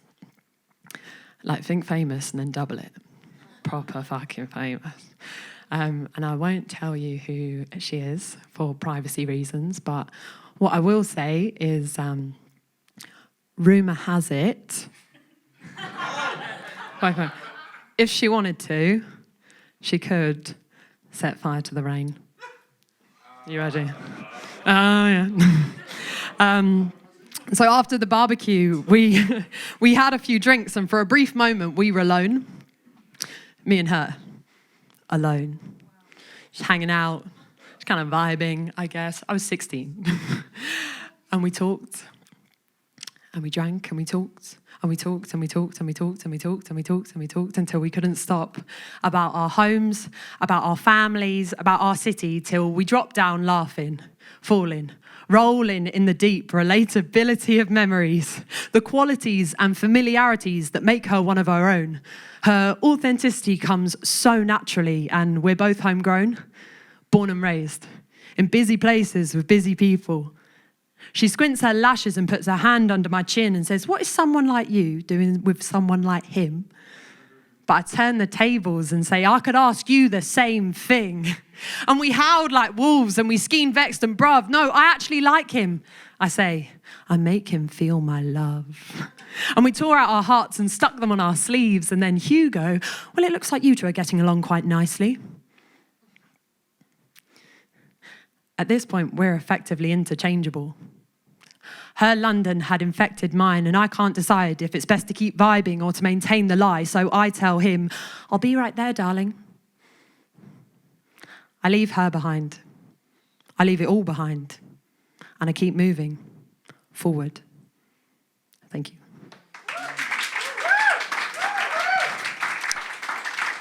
So this next one is a few months after that.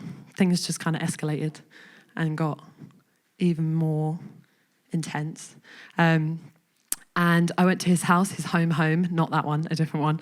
And we were about to have sex for the first time. And we were undressing each other messily, like unwrapping a present. And all of a sudden he stops. And he said, why have your Calvins got holes in? And I said, huh? And he smacks and he said, your pants, they...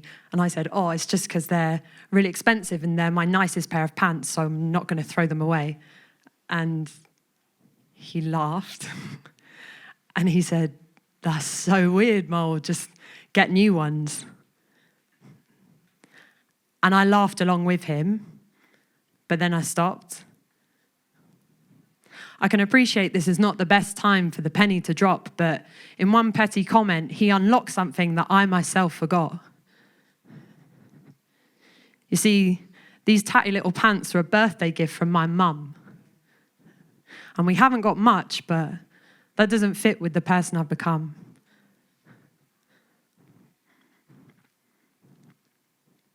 One second.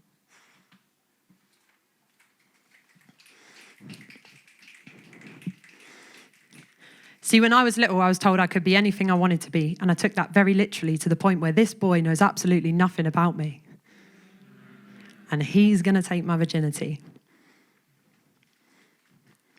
Because I just want to be like the girls in the films. And even though we might look the same, we don't sound the same. And I've convinced myself that I'm the one to blame for the shame wave that drowns me. His world surrounds me. Stuck with an image he can't unsee. His eyes burn through me thinking, who is she? Like Mercutio, I scream, this is she! But that's not true because I don't know me. And I'm not saying I live in poverty, but I could finally see how wide the divide is between him and me. And the worst part is he's nice. Really nice. Didn't even think twice about welcoming this pretending girl into his world. Can't comprehend who she was as her facade unfurled. So I just stood there in my pants, my Calvins with holes in, dreaming of what could have been, wishing I was someone else, someone better, like him. So yeah, no, you see what I actually said was sorry. Because I was taught if you're always polite, then everyone will be kind to you, right?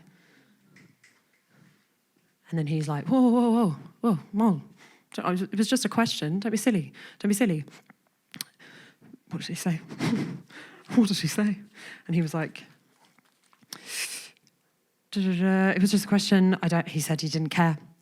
And he said, if I knew you were just going to stand there in silence, then I wouldn't have said anything. And I said, no, don't worry about it. And I'll just take them off. And I took off my pants and I threw them aside and I stood there, naked, desperate to be accepted. And we did it. We had sex. He had sex with someone who wasn't me. And afterwards, he rolled over and slipped into a peaceful sleep. And I laid there, alone, eyes to the skies for what felt like eternity, every word unsaid dangling above my head like dirty laundry. And I don't know if it was the wine, but I decided that was the best time to focus in and start taking things seriously. So I placed my palms together and raised them to my lips and whispered a wish or a prayer or a list to fix my imperfections, which now, on reflection, is a part of the story I'd quite like to miss out, really. But it happened.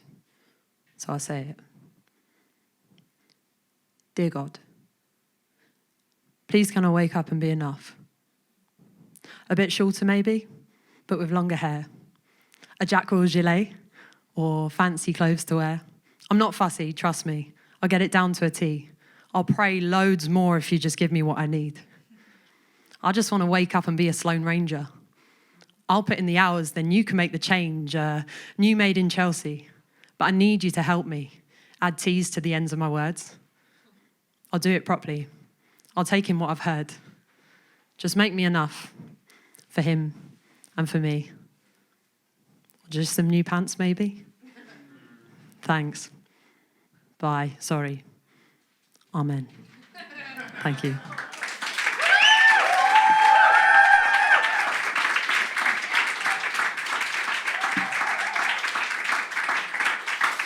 Thanks. Yeah, I just want to give a shout out to Process. As Kayla said, we met about a year ago, and that was when I started sharing on the stage like this. So it's been a crazy, crazy year, and like Process was a big part of that for me. I remember leaving and being like very intimidated, but like wanting to be a part of it. I was like, they're sick. Like I want in. So yeah, thank you so much. I can't see. Thank you so much for having me back. I really appreciate it. It means a lot. I think this is my last one. Sorry. Where is it? There's no structure to this whatsoever. It's like a really messy notebook of too many poems. Here we go. Nice. This last one is called In the Wings. And I wrote it, so we're no longer like back in teenage years, more recent, last year. I wrote this about my grandma. I think about her a lot when I'm performing because she was really into Amdram. I just think that's so sweet and lovely. So yeah, this is for her. It's called In the Wings, and it starts with a little bit of audio. So we'll play that, and then I'll jump straight in.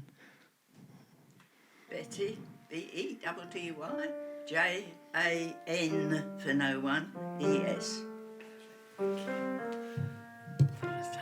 Yeah, I think. Yeah. Being in London. Being young at that getting home to London. Nobody's working in London, working in Scotland Yard at the age that you were at the age of. I got a boyfriend at home, so that was all right. It's probably about the best time of anybody's life because you've still got hope looking forward and you haven't got huge responsibilities. No, yeah. Hope and no responsibility. Is that the winning combination? Yeah. Health. Health, hope. Hope, health. No responsibility.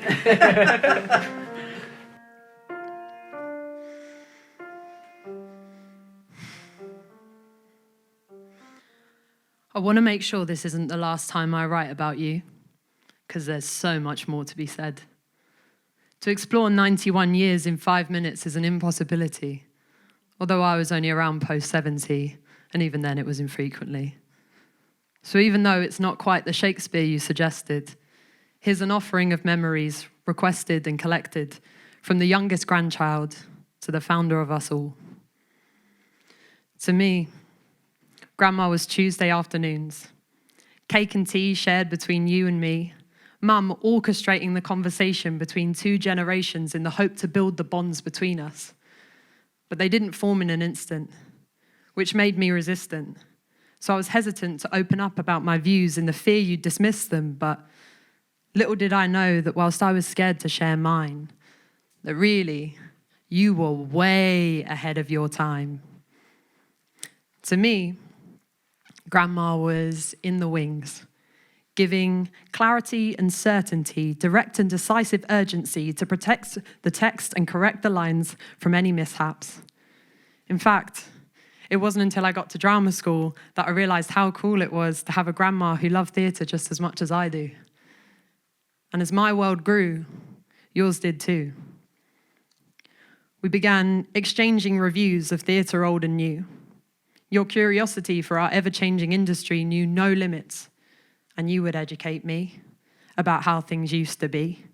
And the wonder wasn't lost on me, but the differences in our stories meant I wanted you to see how things can change for the better. You taught me how to agree to disagree.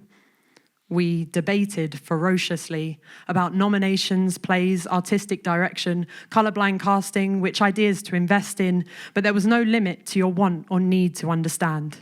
Until it wasn't just theatre, it was politics, and finally, there we were, hand in hand, agreeing to agree. So, to my grandma, not Nan, never Nan, the grandiosity is a necessity. I'll remember you through cake and tea, sugar-sweet treats shared from you to me, and inevitably, when I'm on the stage and my lines get lost and my memory's wearing thin, I'll turn to my left and picture you there to help me in the wings. Thank you.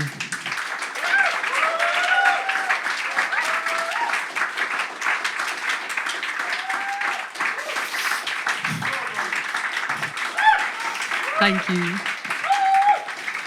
Just before I run away, if you are going to Glastonbury, if you type in Molly Walker on the app, then you can come and watch. Please come and watch. That would be really nice. And what else? Oh, I run a collective for creatives called Common Ground. So if you ever want to be a part of a community, a wider creative community, mixes of actors, poets, directors, stage managers, a whole mix of things. We're just starting out, but we've got legs. So please join in if that's your cup of tea. Thanks. Bye.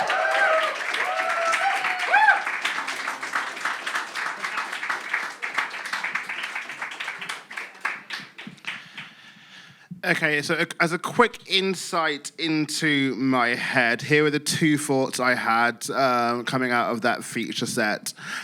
Firstly, one, not that I ever doubted Kayla, but always that thing of like, whenever there's like poets, like, and I will always say yes to Kayla's feature level, like, cool, I bring them, and it's like, oh, okay, no, I get it, kind of thing, and it's wonderful and incredible, and Molly, you killed it there, so one more time for Molly on that one.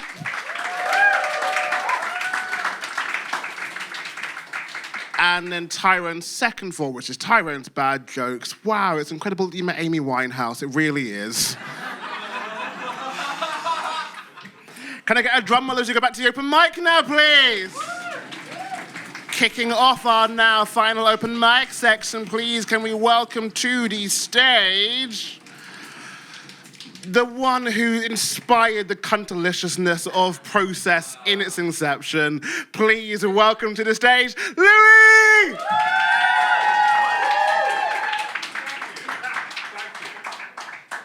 right, hold on. I'm trying to figure out the appropriate... There we go. Woo! Bit of a shoulder. Oh, wait, that's the wrong shoulder. There we go. Now we can see the strap. All right, so in... hold on. There we go. Hi. Hello. Yes, I'm whispering. It's good. It's very nice. Yeah, in my classic style, I have written one on the way here. So new shit. Yep. What was that? New shit. Okay, fine. I'll take it. Yes. Okay, cool. Love that. Okay, so yeah, I'm gonna get right into it. It's great. Okay. Oh, no, it's good. Okay, should I? I'll do both. Oh, I can't undo it quicker. You'll get a reveal later on, okay? Okay. I am not used to being static. Movement is the mechanism by which my face blurs just enough to soften my features in the afterimage. I cannot keep up this race against my own body for much longer. My legs are superpositioning themselves in stinging nettles. For you, for myself, I will do this. I am a direct communicator, or rather, I am sure of what I want, or rather, I will tell you when I bleed. I am not used to the idea of perception outside of my own eyes and the eyes of my mother. I could not conceive of love until I started giving it to myself. I cannot live in a walled garden all my life. There is wind coming over the wall. For you, for myself, I will let you see me.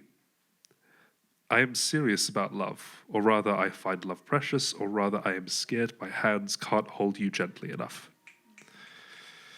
To steady your body, you have to learn how to be loved. It is hard to believe, for me, because I am not doing anything worthy. Here, nothing.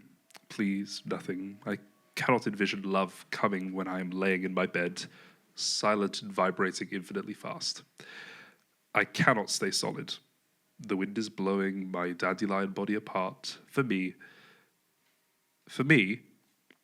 I will become spatially incoherent. I will let love bounce inside of me.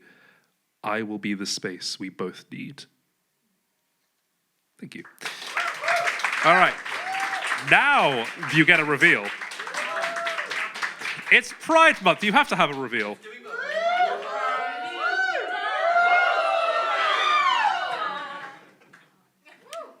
Oh, sorry, I threw it into your hair.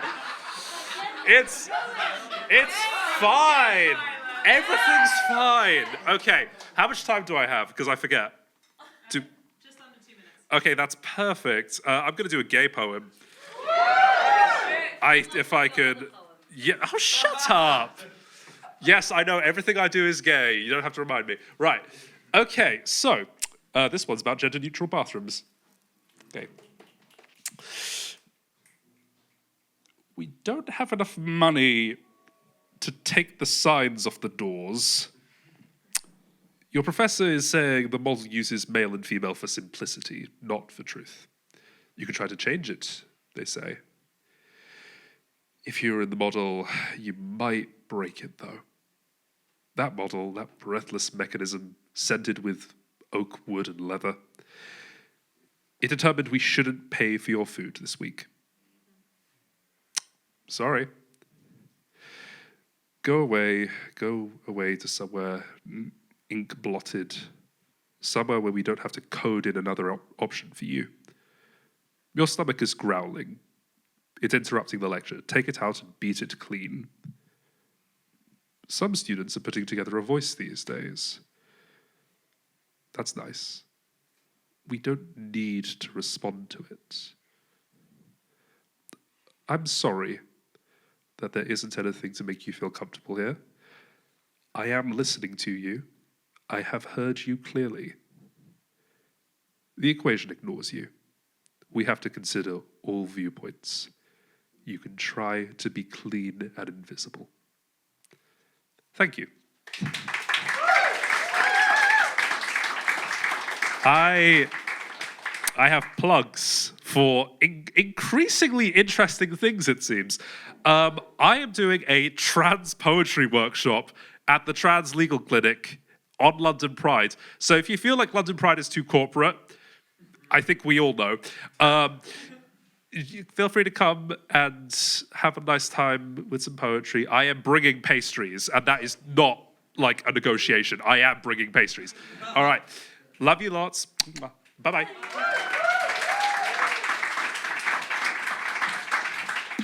I love a gay poem. If Pride is too corporate for you, go to that. Also go to Trans Pride on the 27th of July. I'll be there at the front. One more time for Louis, everyone. Drum roll, please. Oh. Please welcome back to the process stage, Freddie.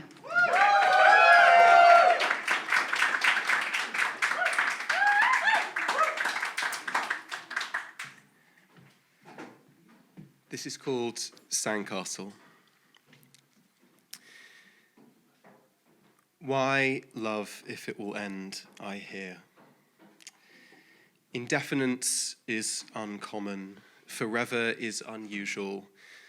We demand permanence from so few pleasures, so why this? Why read if that book will end? Those characters will cease to talk, a death of conversation, no more proffered wit and swift retort. That story will conclude. And yet they loved and erred and lost and learned. I'd like that too. It is possible to make something beautiful that will not last. What are we to do when love is less finite than time? We build sandcastles. We didn't mean to build a sandcastle. It was just a walk on the beach and a roll in the sand, but the tide was out and the sun hung steady, so why not stay for just a while? We didn't have a bucket or a spade. We didn't think we'd need one. So it was sand in hands, scooped and packed, our fingers intertwined. We sculpted without thinking, drawing bridges and spires, enjoying building together for its own sake. I like this. I like you. Dusk came slowly. We knew the ocean would not stop for us, a force of nature that we could not bring to heal.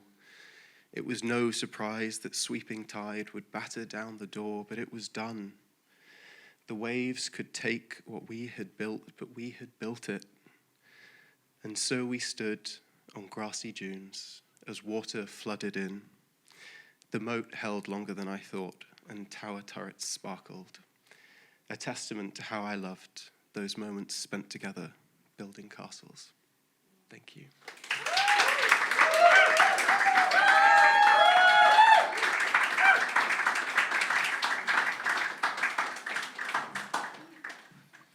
So wonderfully said. One more time for Freddie, everyone!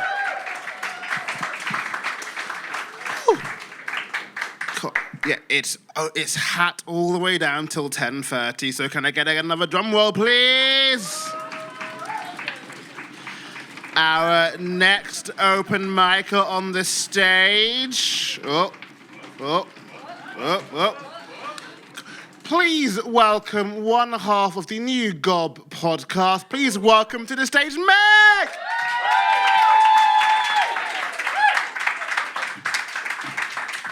Oh my God. Sorry, Annalise just made me laugh. Thanks for plugging the pod, Tyrone. Sorry. Okay. Sorry, she just did the whole, like, the wickedly talented Adele Nazim in my ear, and, like, the John Travolta saying, anyway. Okay. Shut up. I'm sorry, it's a new friendship and we're very much in love with each other. Just ignore us. Okay, I'm not here. Oh, God. Okay. This is called Are We in Love Yet? It's not about us, is it? It's not about you and me. It's 4 a.m. I've just fucked a stranger in a garden at a house party. He compliments my tits and ass and tells me I taste good. It's a Wednesday. I meet a man in front of the Manor House Travel Lodge. We go up to his room and fuck twice. He told me his name was Carl, but after 3 pints at the pub downstairs, he's calling himself Dan. There's a poet in my DMs trying to fuck me, but he's also trying to fuck my friend. He cancelled with me last week. He asked to see her this weekend. I blocked someone on Instagram because he is all unsolicited dick pics and no substance. Now he's messaging me on Facebook, asking about my sex life, asking to see my body. I ignore his friend request. I see someone across the room. We exchange numbers instead of socials. He asks to see me. He wants to know me. I'm not just a quick and dirty shag, a nightly escape. I don't remember how to be more than this to someone. I don't remember words beyond moans and yes. I don't remember first dates that end with hugs and light pecks. I have become all street fumbles, kissed off lipstick by menthol mouths, late night stumbles into dark corners, where my complicated outfits are torn at by hungry fingers. I don't remember how to be more than this to someone. Thank you.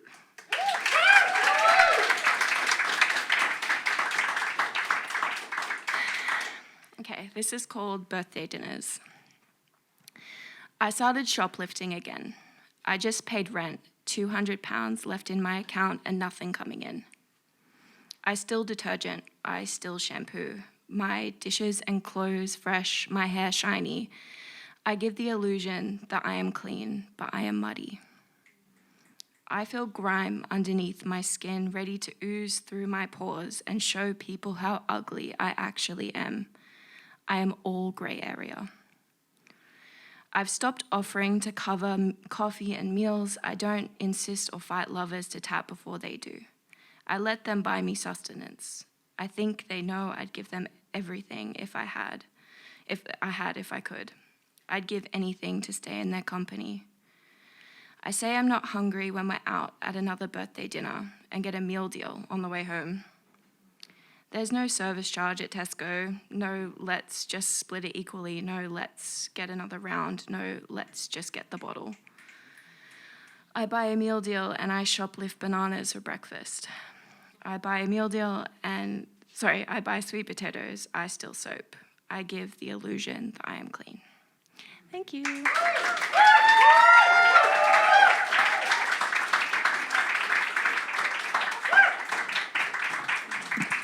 Remember, the next time you see someone shoplift, no, you didn't. One more time for Meg, everyone.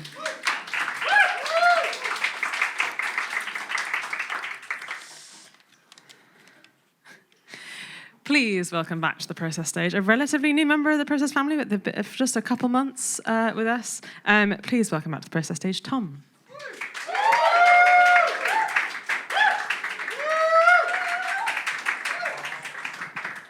Hello. I want to do two poems if I've got time, and I was going to do one that was confusing and one that was sad, but you're just going to get two different kinds of confusing. I hope that's okay. Right, I wrote it. It sounds like I felt, but I don't know if that works for anybody else, so I'm open to feedback.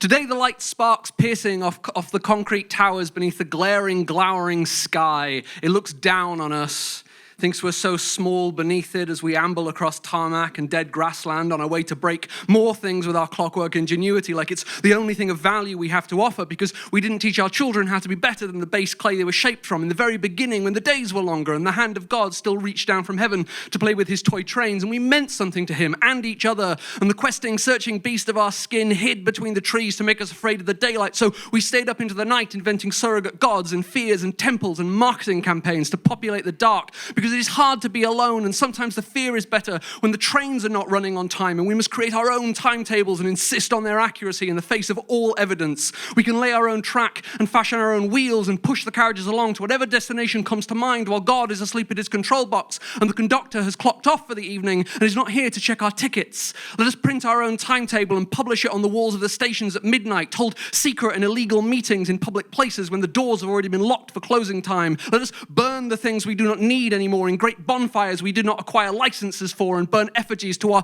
worst fears, our high school diplomas, our expectations of others and ourselves in defiance of all common decency and public courtesy. Let us leave ashes for the custodians to wander out in the morning and nothing else to mark our presence. We can be vagabonds they will never catch, reading poems to each other and to them and to our lost friends and lovers and parents and childhood pets and you and the great opening sky and medications and about train tracks going nowhere in particular that will confuse the railway companies in the morning.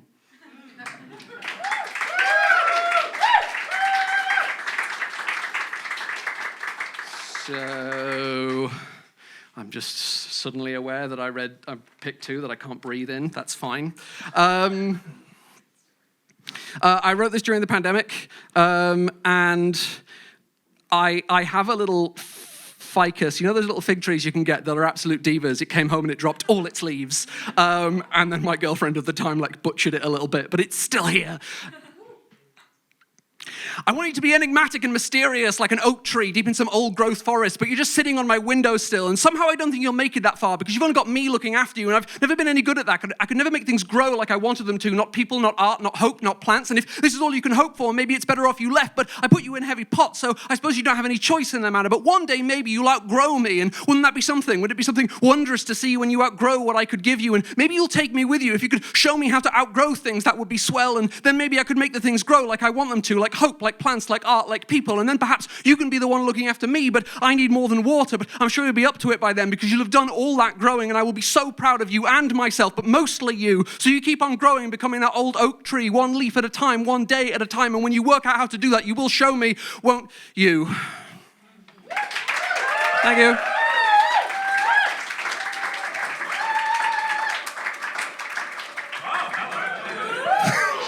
One more time for Tom, everyone!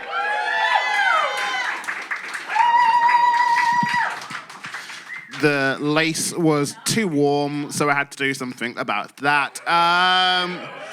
Cool. For anyone that cares about the kicking sport thing, England didn't score, nor did their opponent, so you didn't miss anything. There you go. Cool. Yes, no, yeah. Cool. Back to poetry. Drum roll, please. Next up on the open mic, can we please give a massive process welcome to Sarah!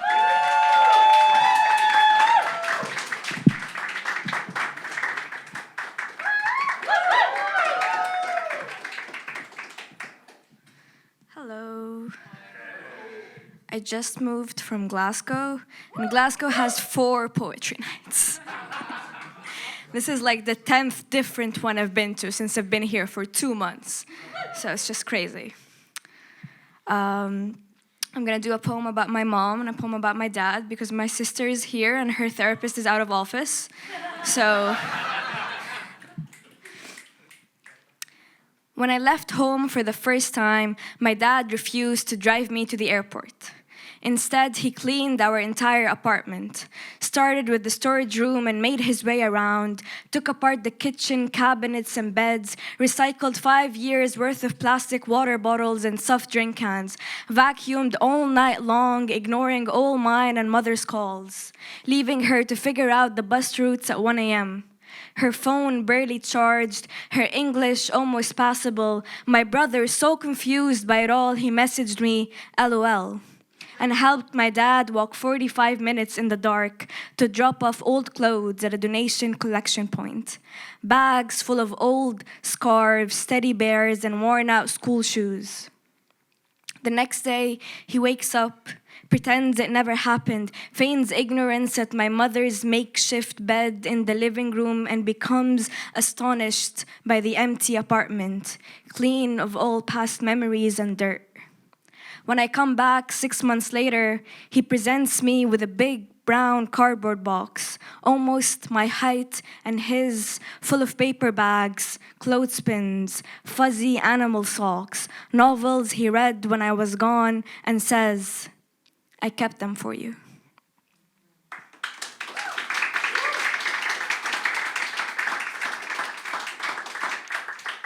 I'm really into doing this thing where like the first line of the poem is also the title because it just saves you time, you know? When my mom comes home with rosemary bottles, I know. I scrub my mother's soft skin with rosemary water, rub lavender petals behind ears, inside belly button, smooth out the wrinkles on her heels, back, shoulders. I hold her hand as I fill the mug, the one she used to bathe me with when I was younger, with lukewarm water. Pour it over her, slowly, to not frighten her. She looks at me, right in the eye for the first time that day and chuckles. Her laugh, barely audible, shakes her frail body and my hand holding it. I laugh too. I tell her we're almost done. She tells me to hurry up, she has places to be, kids to feed, and Farouk is almost home and she hasn't cored the zucchinis or boiled the cabbage leaves. The laundry from yesterday is still hanging outside, and the neighbors will think this home lacks a proper woman. I carry my mother out of the shower, ask her to lean on my shoulder, hold me with both hands as if you're hugging me. The only way she understands how to hold on to me. I make her bed, boil fresh eggs, smash them in a chipped ball and feed her with my hands. Her teeth bite me and we laugh. We laugh so loud the neighbors know there's a proper woman living here. I brush her hair, oil and massage it. My mother's gray hair sticks to my clothes, my hairbrush, long after she's gone, long after. I put on her new shoes and kiss her feet. She says I look like her daughter. Thank you.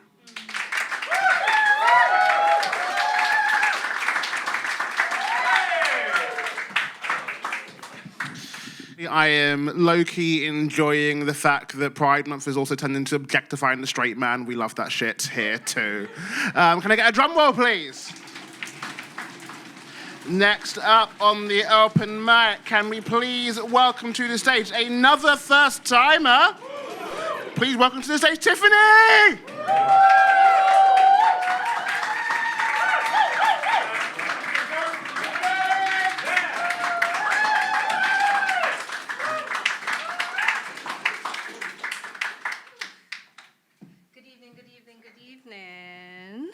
How we doing? Hey, nice. Okay. New-ish. Thank you. Okay. I wrote this week. I'm going to take this as part of my disclaimer timing. I wrote this week. I hate performing with my phone, so I do apologize that I am doing so. We're just going to go with vibes. Let's see how we go. Okay? All right.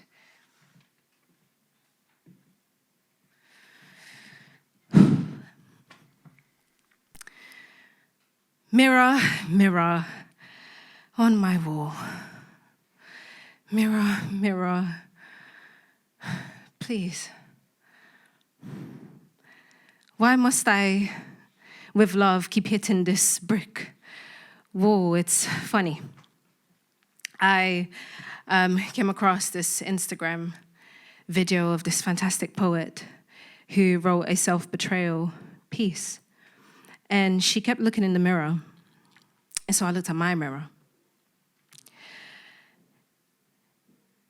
And it surprisingly started talking back to me, and it said, do you even want you? Look in me and tell me that you love you.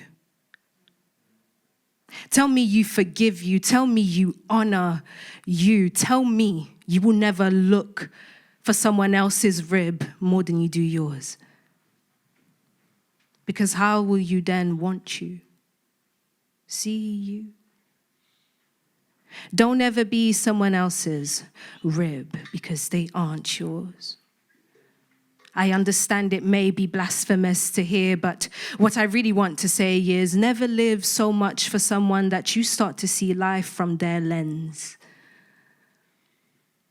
To give a rib is to give birth.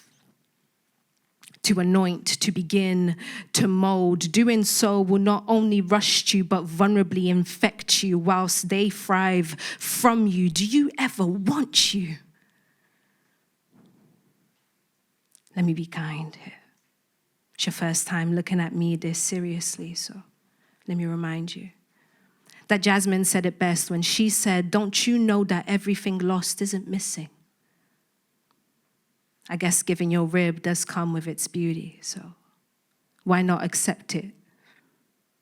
Why not accept it was never fully yours alone? Eve came from Adam. In the same roots, I guess apples don't fall that far from trees, so it's only right your rib be missing too in selflessness. But also, I'd imagine Adam regretted such a choice. To see womanhood fall at the cost of sweet nothings. But it's carved in you. To love and give and desire for what is not yours. So what are you in agony for? Don't you ever, ever give your rib again to somebody who will never give it to you. Tell me that you love you. Tell me that you honor you. Tell me that you want you. Because you see me. I want you. I need you. And if you ever doubt me, just look at me, you'll see you. Thank you.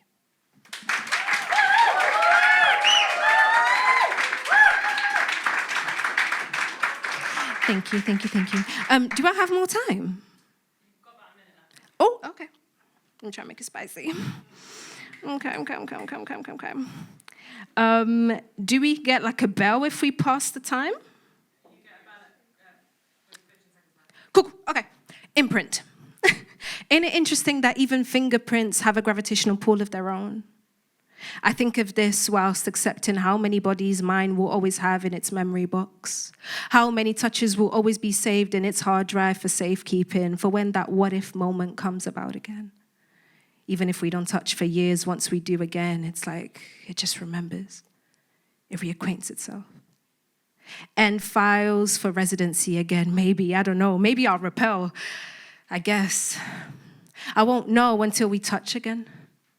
Cheekily, I could ask you. To be continued. Thank you.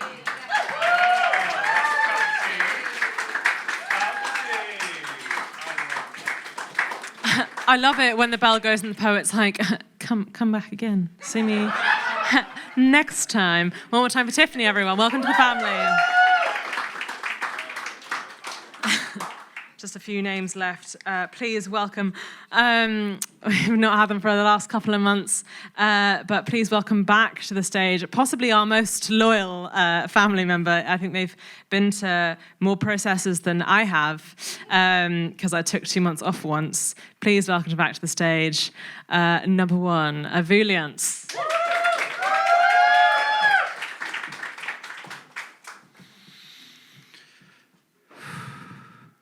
So you all know how this goes by now. I'm going to come up on stage, I'm going to lie about something, and then afterwards people are going to come up and ask me if it's real. Now, while I am grateful that process seemed to think I need extended time to come up with these lies, another thing people say is that a lot of people really enjoy not knowing what I'm going to do next. So I thought I'd try and get in on that. So, what am I going to lie about today? Oh, anyone, what am I going to lie about today? Fish. Now, the interesting thing about fish is that it's not really a easy to work out category biologically, because you see, so in biology there's the idea of the clade, which is an animal and all of it, or an organism and all of its descendants. And by that definition, any clade that would include both goldfish and sharks would have to include us. Yeah, so essentially, it's just all tetrapods are either fish or they're not tetrapods. Sorry, no, tetrapods come after. Anyway, importantly, vertebrates are basically all fish. But I said I was going to lie, not give some interesting facts. The difficulty with this is, and I was not expecting it, sometimes people will say something I've recently heard an interesting fact about. So now I have to try and come up with a lie that is more interesting than this series of experiments I was recently learning about. Or I could just talk about the experiments, which I kind of really want to do. Okay, so brief intermission. This is not the lie. I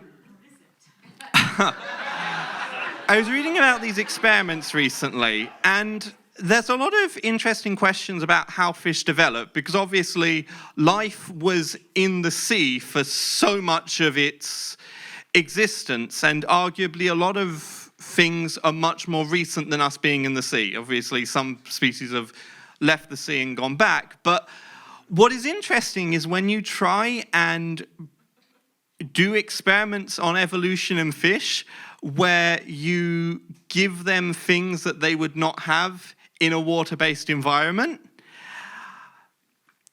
There's the classic, cannot remember the researcher right now, but for example, there are the experiments about how fish would react to cooked food, something they obviously do not get in any environment because fire is really difficult to have when you're a fish. Now, so essentially the experiments were looking at how introducing cooked food to the diets of fish would, I think they were mainly looking at sharks, basically how introducing cooked food to the diets of sharks would recreate certain, or if it would recreate certain evolutionary advances that we see in specifically humans. And it is interesting how that happens, because obviously sharks are not naturally very social, but the introduction of cooked food seems to have some effect on that, in that they slowly form larger groups when their diet includes food that has been cooked. Again, this is the thing I had to come up with a more interesting lie than, so that's why I'm in a bit of a difficult position, because if you cook their food for them, sharks become more social, is a really strange conclusion to reach. And part of, obviously it's early days, but speculative. Part of the reason that this is, part of the hypothesis for all of this essentially is that there is a cost. There is an energy cost to digestion, which is assumed to take the brunt of a lot of cognitive function. So essentially, it's related to the idea that babies are actually like crying because digestion is painful and we've just forgotten. The idea that part of the reason you have species that are also, random shark fact, but they will actually practice cannibalism before birth, which is why there's that whole joke, why are sharks terrified of humans? Because, humans are so tough, they long to return to the womb. Anyway, that's as much time as I've got. Thank you.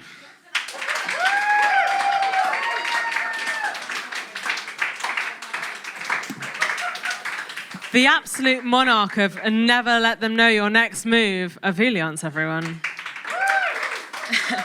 They once played the most elaborate prank on me, involving who was here for Investigoose. I have to mention Investigoose every time now. Official mascot of anyway.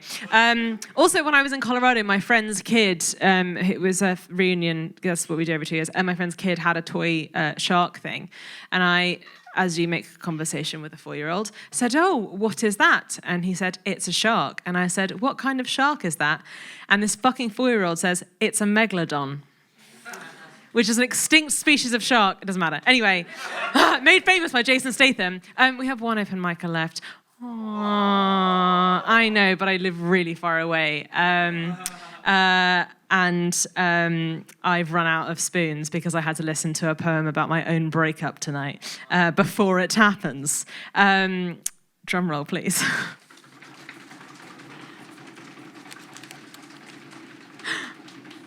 Ending with a first timer. Please welcome to the Process family, Finn.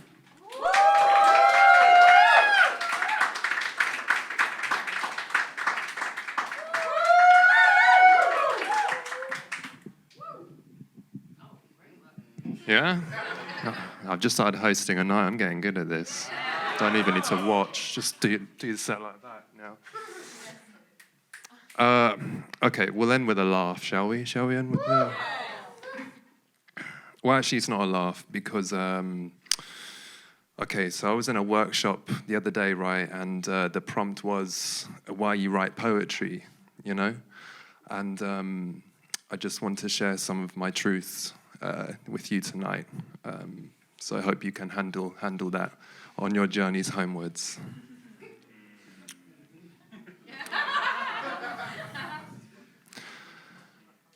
I write poetry because I must impress others with my linguistic skills. I write poetry because I must get vengeance on my ex and show them how much I'm over them by posting clips of me performing said poetry online. I write poetry because it makes me more interesting in the company of other non-poets and sets me apart from them. I write poetry because I'm quite lonely, really, and I need to get out of the house. I write poetry because I would much rather poeticize my problems than to try and solve them. I write poetry because I would quite like to be famous from this.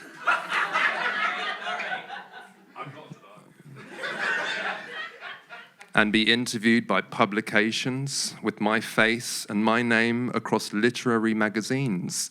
I would then share that content on social media to show everyone, especially my ex, just how well I'm doing now.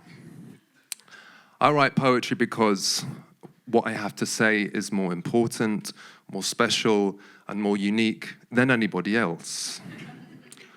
I write poetry because I must get vengeance on members of my immediate and extended family to prove to them that I am not a failure in life.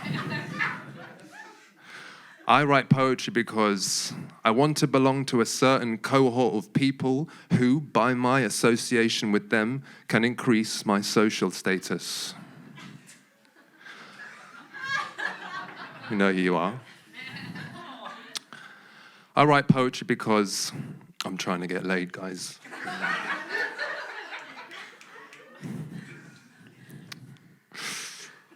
I write poetry because my friends started doing it and I thought, I can do that, you know, but better.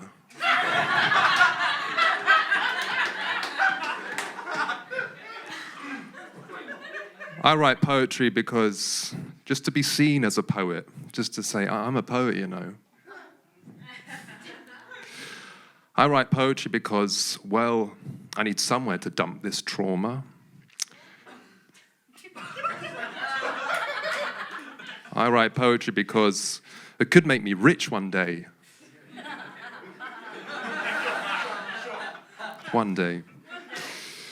I write poetry because I must get vengeance on Kean Connolly, that little prick in year 6, laughed at my misplacement of commas. I must show Kean that I am still worthy of love. I write poetry because I was never considered attractive, and I hope that writing poetry will make me a more serious romantic interest. Hello. I write poetry because my acting, comedy, directing, script writing, modeling, dancing, mime, music, storytelling, and circus careers are stagnating. And this helps to fill the void.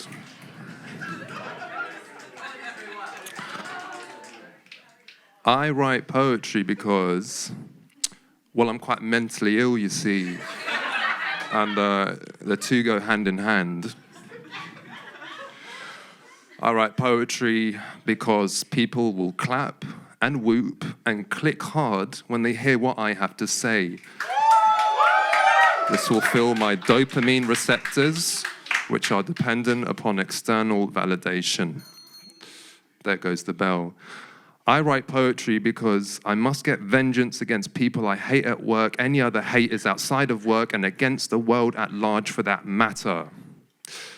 I write poetry because, lastly, maybe I should hope somewhere in there for the love, community, and transcendence of it, and to share that love, community, and transcendence with you.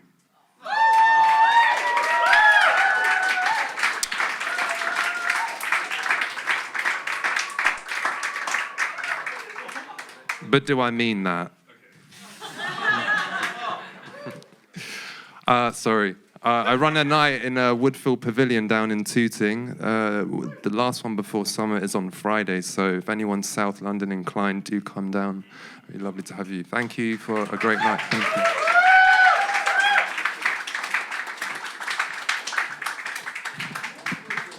So it's at this time I need to mention that I've got an article coming out in a Magma Poetry thing coming out soon. What?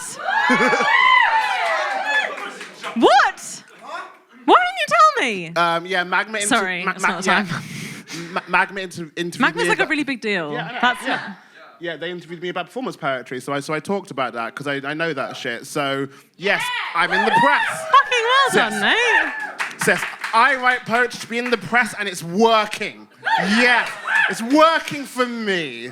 Thank you. One more time for Flynn. It's about that time, isn't it? Yes, we have to sadly end the night now. But come back next month. Yeah. Next month's going to be really fucking exciting. Who have we got next month, Tyrone? Next month we have the one and only Kofi Akina. And also we have the one and only host of everything. We have Ellie Dyslexic.